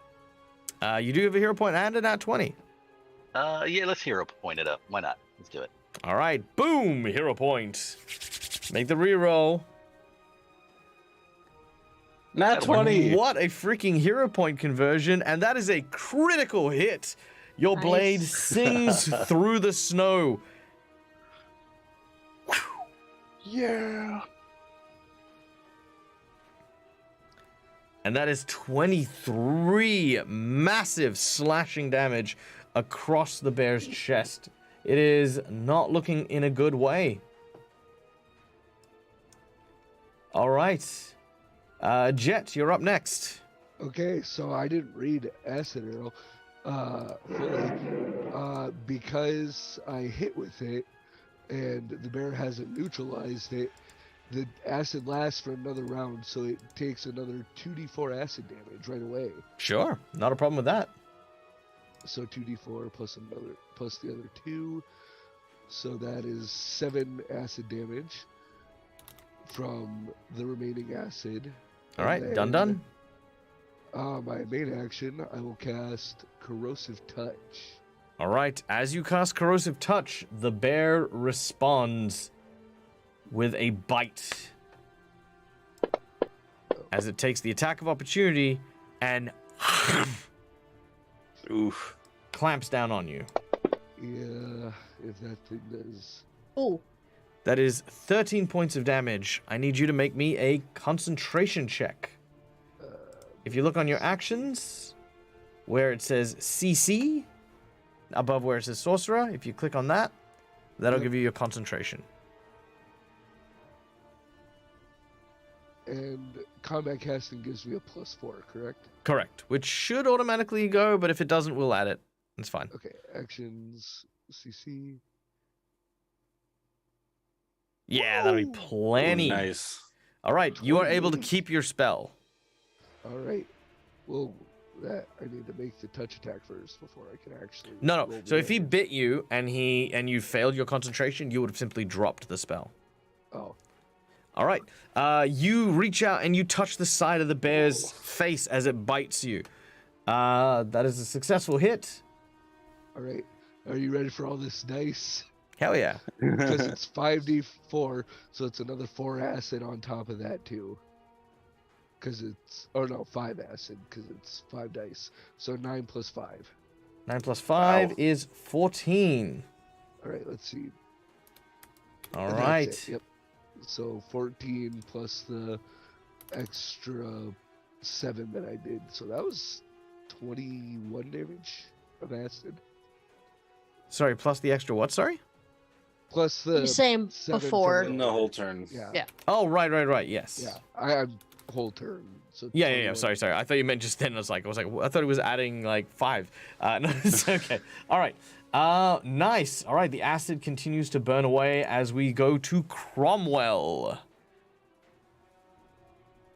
Right, I shall try a flurry of blows. The first one, I feel like it's just going to save a stunning fist, but I'll try it anyway. Why not? First flurry.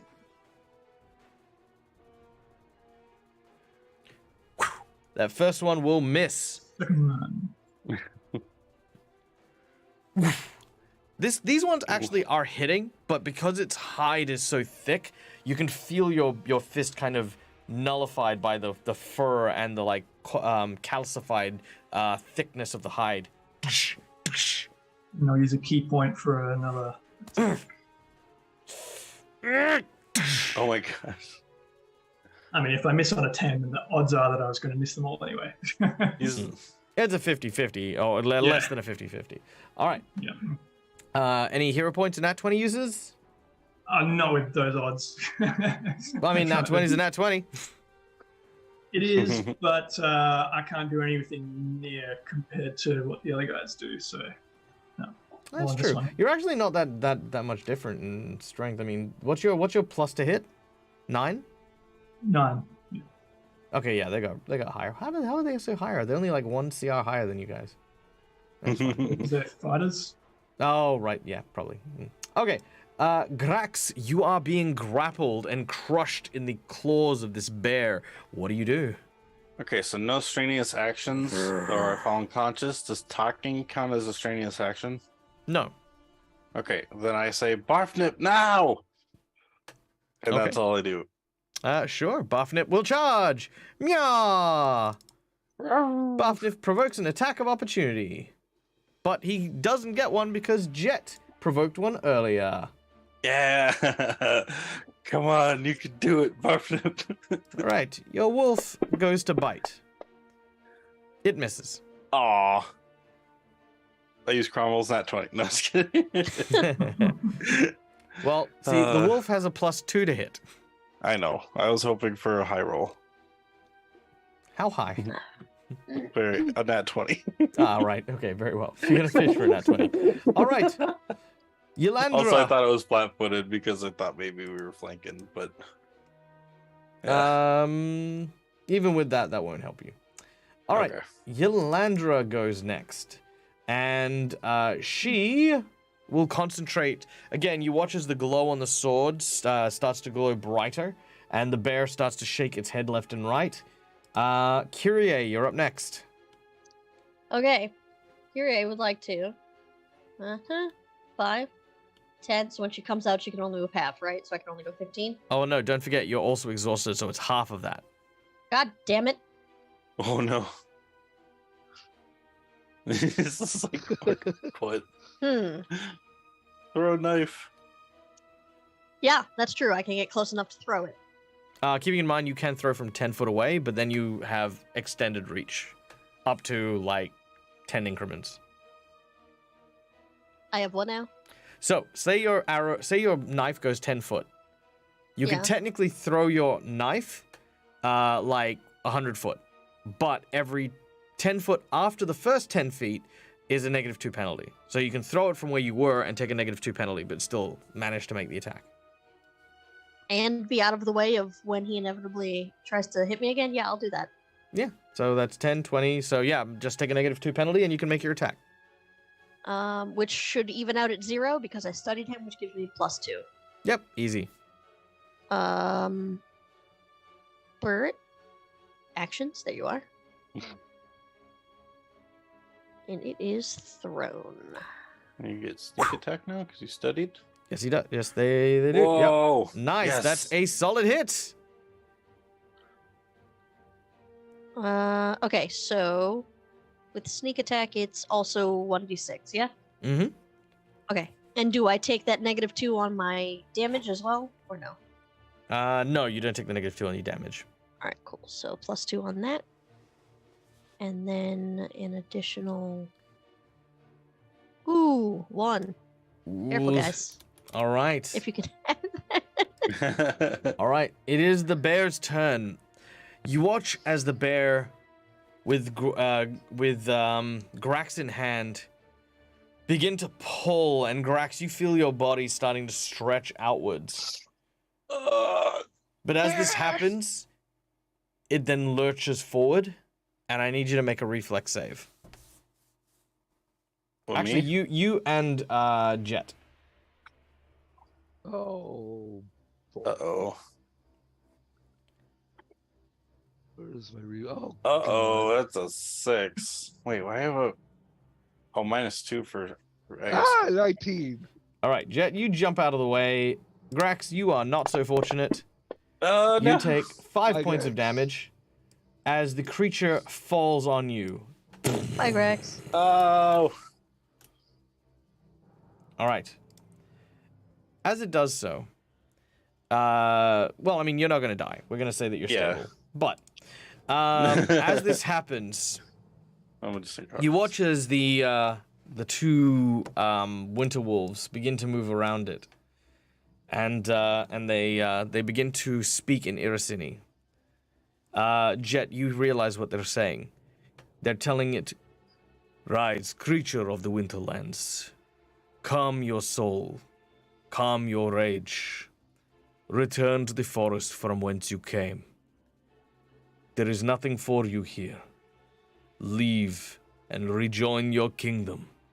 Give praise to your queen." And as the bear sort of begins to stagger to its feet, he says, "Stay your hands. We have it." The bear gets up, looks a bit confused. Does anyone keep attacking it? I can't. No. Except for, Gax, who fell unconscious.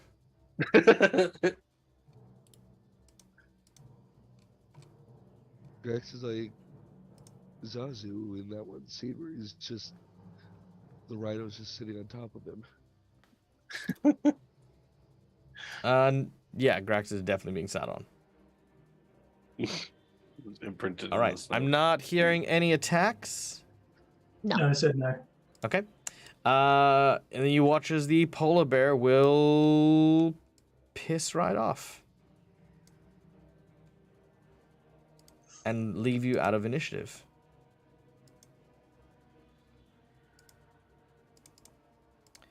With a sigh of relief and frostbite at least tempered for the time being, you look to your 2 guardians, as they were. They're the swords. Once the bear is out of range, they'll close their eyes, and the swords and their eyes will both stop glowing blue as they will resheath it again. Is everyone all right? A little scared, but I'm alive. It's like I think Grax has been better. Grax is yes. Can someone get him up? You watch as Yelandra walks over and takes out from her bodice this small vial. She breaks a small glass stopper at the top of it and pours liquid down Grax's throat. Grax, you heal 8 points of damage. Oh. Thank you. Well, as you can see, we Hopefully. don't necessarily cause trouble, but it does seem to have a way of finding us. I can see that you were not over-exaggerating when you said this. Do not worry. We are custodians of this land, and all of its creatures bow to the same queen that we do. So long as we have fealty in this place, you will not come to harm such as this. That was most fortunate then that we came across you. Well, probably more accurately that you came across us. You know, we do not believe in fortune or fate or luck. We think that everything has a purpose. In the morning, we will not be here, but we hope that you travel safe in your journey. I have a feeling it will not be the last time we will meet. I hope not.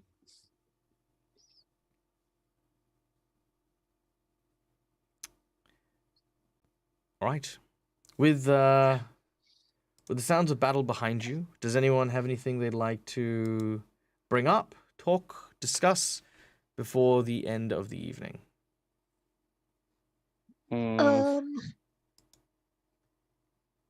I would say Kyrie could probably wait until they're on the road again to mention the village, because everyone just kind of battered, so. Sure. Yeah. Jack is just checking his wounds, trying to, make sure he's not gonna get, they're not gonna get infected. Not a worry. You will treat your wounds for the most part, and I will use the rest of my if we're gonna take an overnight rest before we do, I will use my my conjuration points for my occult, my power points, I think they're called. The mental points. I'm gonna use them to cast flesh mend and some of my other spell slots to cast like cure wounds on everyone that needs healing. Sure. It's only you, Kyrie, and Jet. And how many do you have in total? I used one that fight, so I've got 4 left of the 4 uses of flesh mend. Which is how much damage? Well, it's 1d8 plus. Okay, so roll that for me. Oh yeah, sorry. I guess I can drop it on them. No, just drop it in the chat. That's fine. I'll divvy it up. Okay. So I'll do 4 of them then. 1, 2. Okay. 3, 4. Because I kind of forgot you don't heal max like in D&D. So I'm gonna heal this up, and then I've got 4 uses of cure light wounds and 2 uses of cure moderate wounds. All right. So if you're gonna expend the rest of them, that should cover the rest of the healing. Easy. So you guys are all on full health. I'll just do all 6 of those. Yep. No worries. You guys are all on full health. Yay. Kyrie, I know it's not exactly in your temperament, but I could try and guide you through some meditation techniques if you would like to, that may help you rest somewhat easier. I'm willing to at least give it a try. I am so tired. Kichiro, do you want to assist? It shouldn't be too much different from the focus that you exert when you're trying to kill things. And yeah, sure, I can assist with that. Okay. Let's do we want to use our home? What was that? I don't know why we didn't just stay there. Our pocket dimension house. Yeah, we could do. Grax will find the tiny key and open up the giant, turns into a goblin-sized key, and he'll open the lock in the top of the house. All right, you do so. You watch as the house begins to unfold and expand until you are confronted with a beautiful home. I won't change the artwork here, but I'm going to say that you guys will get your rest, you will do your healing and stuff like that. But yeah, Kichiro, Cromwell, and Kyrie, you begin a round of meditation. I kind of assume we don't just unpack the house every time we stop, because it could draw attention that we're not looking for. Actually, can I help out with them as well? That's fair. No, Grax, you can't help with meditation. Oh, with meditation. Sorry, I thought it was religion-y stuff. So okay, sorry. I'll keep healing them. In fact, Actually, Grax, you can help. If you could go to the other side of the house, that would be great. I start playing the piano, or is that the house you're? Is that the side of the house you're on? We should close the door. I feel like that. Damn I it. feel like the piano's like right next to the meditation area. It is, yeah. The meditation it. chamber's in the middle, and the piano room is right next to Fine, it. Grax is gonna go to my room. Although and it does he's have gonna- it does have like stone around the walls, so it should be. Yeah. Yeah, reasonably that's true. easy That's to- true. All right. So you begin a round of meditation. As you do so, Cromwell, Kichiro, and Kyrie, you are all brought into what looks to be a shared hallucination. As your eyes close and you drift off, you find yourself in a large graveyard with a skull moon staring down at you from high above. A creature with bird-like wings flaps down in your general direction. You see this creature. Whoa. Ooh, A weird. friend. That, It looks you up and down.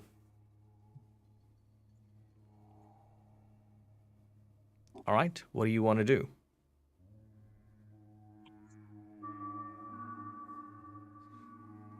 I haven't seen this before yet, right? I feel like that was my last game. You have not seen this, no. Okay. right. Did you see it in the last game? I don't know if it was my character, but I remember this art. So, Oh, yeah, fair enough. so Kyrie is gonna motion to it and say, "So that's new." So this is not what's been keeping you up. It looks towards you and reaches into a pair of robes it seems to be wearing. These kind of like these purple and gold robes. And it pulls out an hourglass and places it on the head of a tombstone. You realize quickly the tombstone says Mistwind. He flips the hourglass upside down, but it's not sand that pours out, but almost this like oil-like liquid that begins to pour and run down. It's bright blue in color. As you examine it closely, you can see a very familiar face within it. It is Mistwind's face.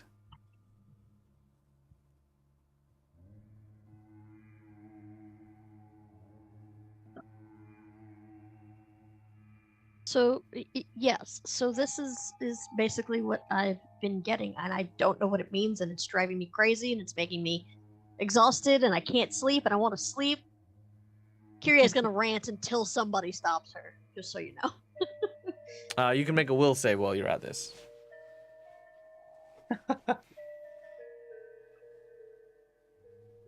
Oh my God, what is with my will save?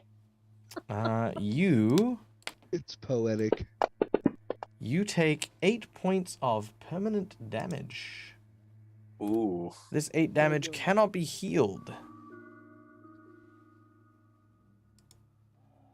What? What have you tried, Kyrie? Other than going insane? I mean, at first, I didn't. I could see things, I could hear things, but nothing was there. It's only recently that I even noticed that Mistwind seems to be a recurring theme. I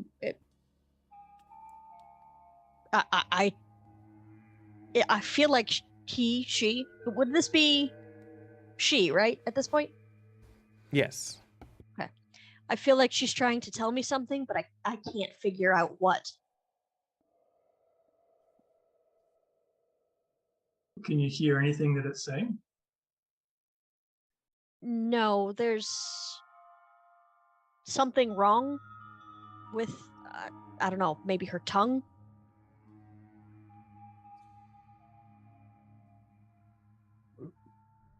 Have you tried running away from it, or fighting it, or I tried to stand my Following? ground, but I would be lying if I didn't say I was pretty terrified. Yes, it is. Not exactly a pleasant visage.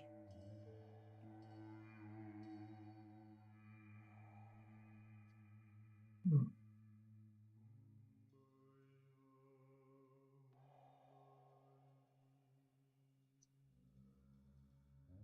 Is this what you see when you talk with your armor, Kichiro?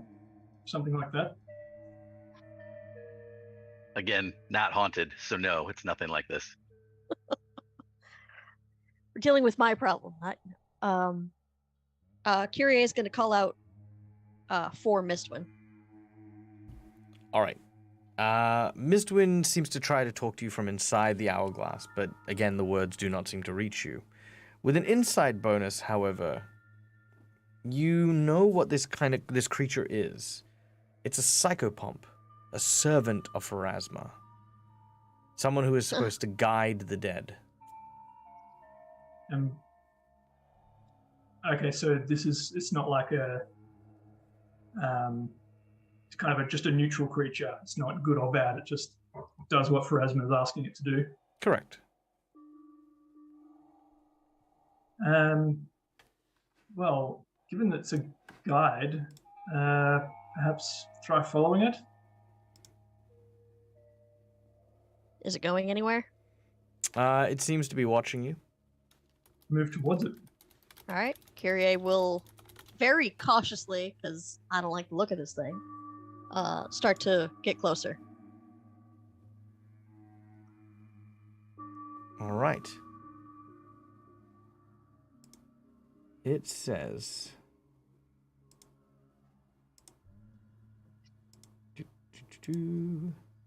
One moment.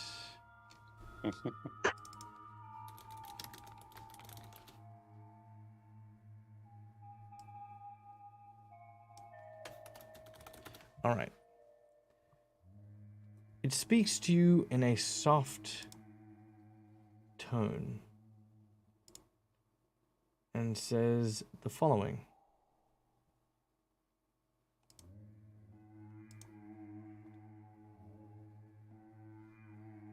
Okay. A dream lies dead here. May you softly go before this place and turn away your eyes, nor seek to know the look of that which dies. Life for life, walk not in woe, but for little let your steps be slow. And of your mercy be not sweetly wise, with words of hope and spring with the tender sky. A dream lies dead, and this is all mourners know.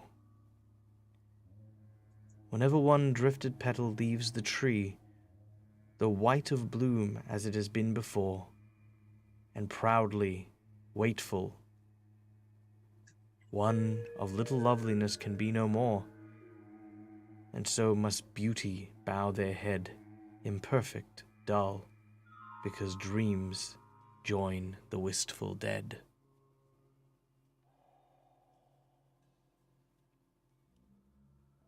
Kyrie is going to turn back towards Cromwell and Kichiro and go, "What?" Can we get that in chat? Fuck no. I've said it once, and we can clip it, and then that's how we're gonna learn what it was. Cause I made some bullshit. Hold on, wait, let me try again. The bullshit. Yeah, let me try again. Okay, let me try it again. Fuck. Okay.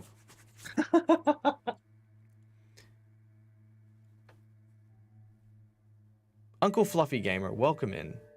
Right now, we're in a dream of the afterlife. Kyrie, our ratfolk slayer, is being haunted by the ghost of a dead character who recently perished. She has been unable to sleep because, in memory of that dead character, who had issues and taken issues with some of the gods, she decided to befoul the statue of the goddess of death. So ever since, she's been unable to sleep and has been haunted by the ghost of her ally.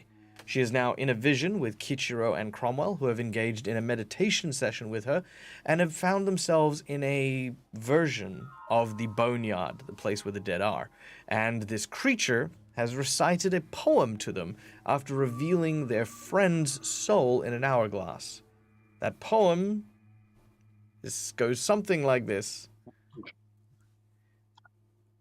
A dream lies dead here. May you softly go before this place and turn away your eyes, nor seek to know the look of that which dies.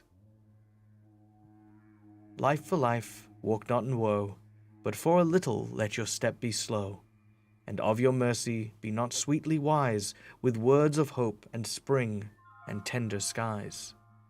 A dream lies dead, and this is all the mourners know. When one drifted petal leaves the tree, though white of bloom as it has been, and proudly waitful, one little loveliness can be no more, and so beauty must bow their head, because a dream has joined the wistful dead.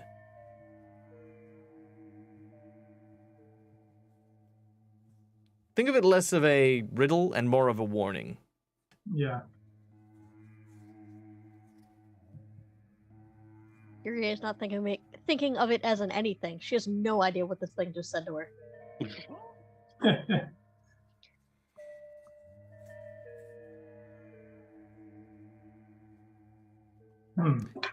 It is with this that you are brought out of the meditation, and you find yourself once again back in your small little portable mansion. Kyrie, you have not slept at all. The others, your meditation has grounded you, but you also don't have a pleasant sleep. But there is one thing that is different. Kyrie, you now have a black feather. Every night, the black feather slowly burns like embers at the edges, and you can see it shrinking ever so softly, ever so slowly. And that is where we're going to end today's session. That's not ominous at all. All right.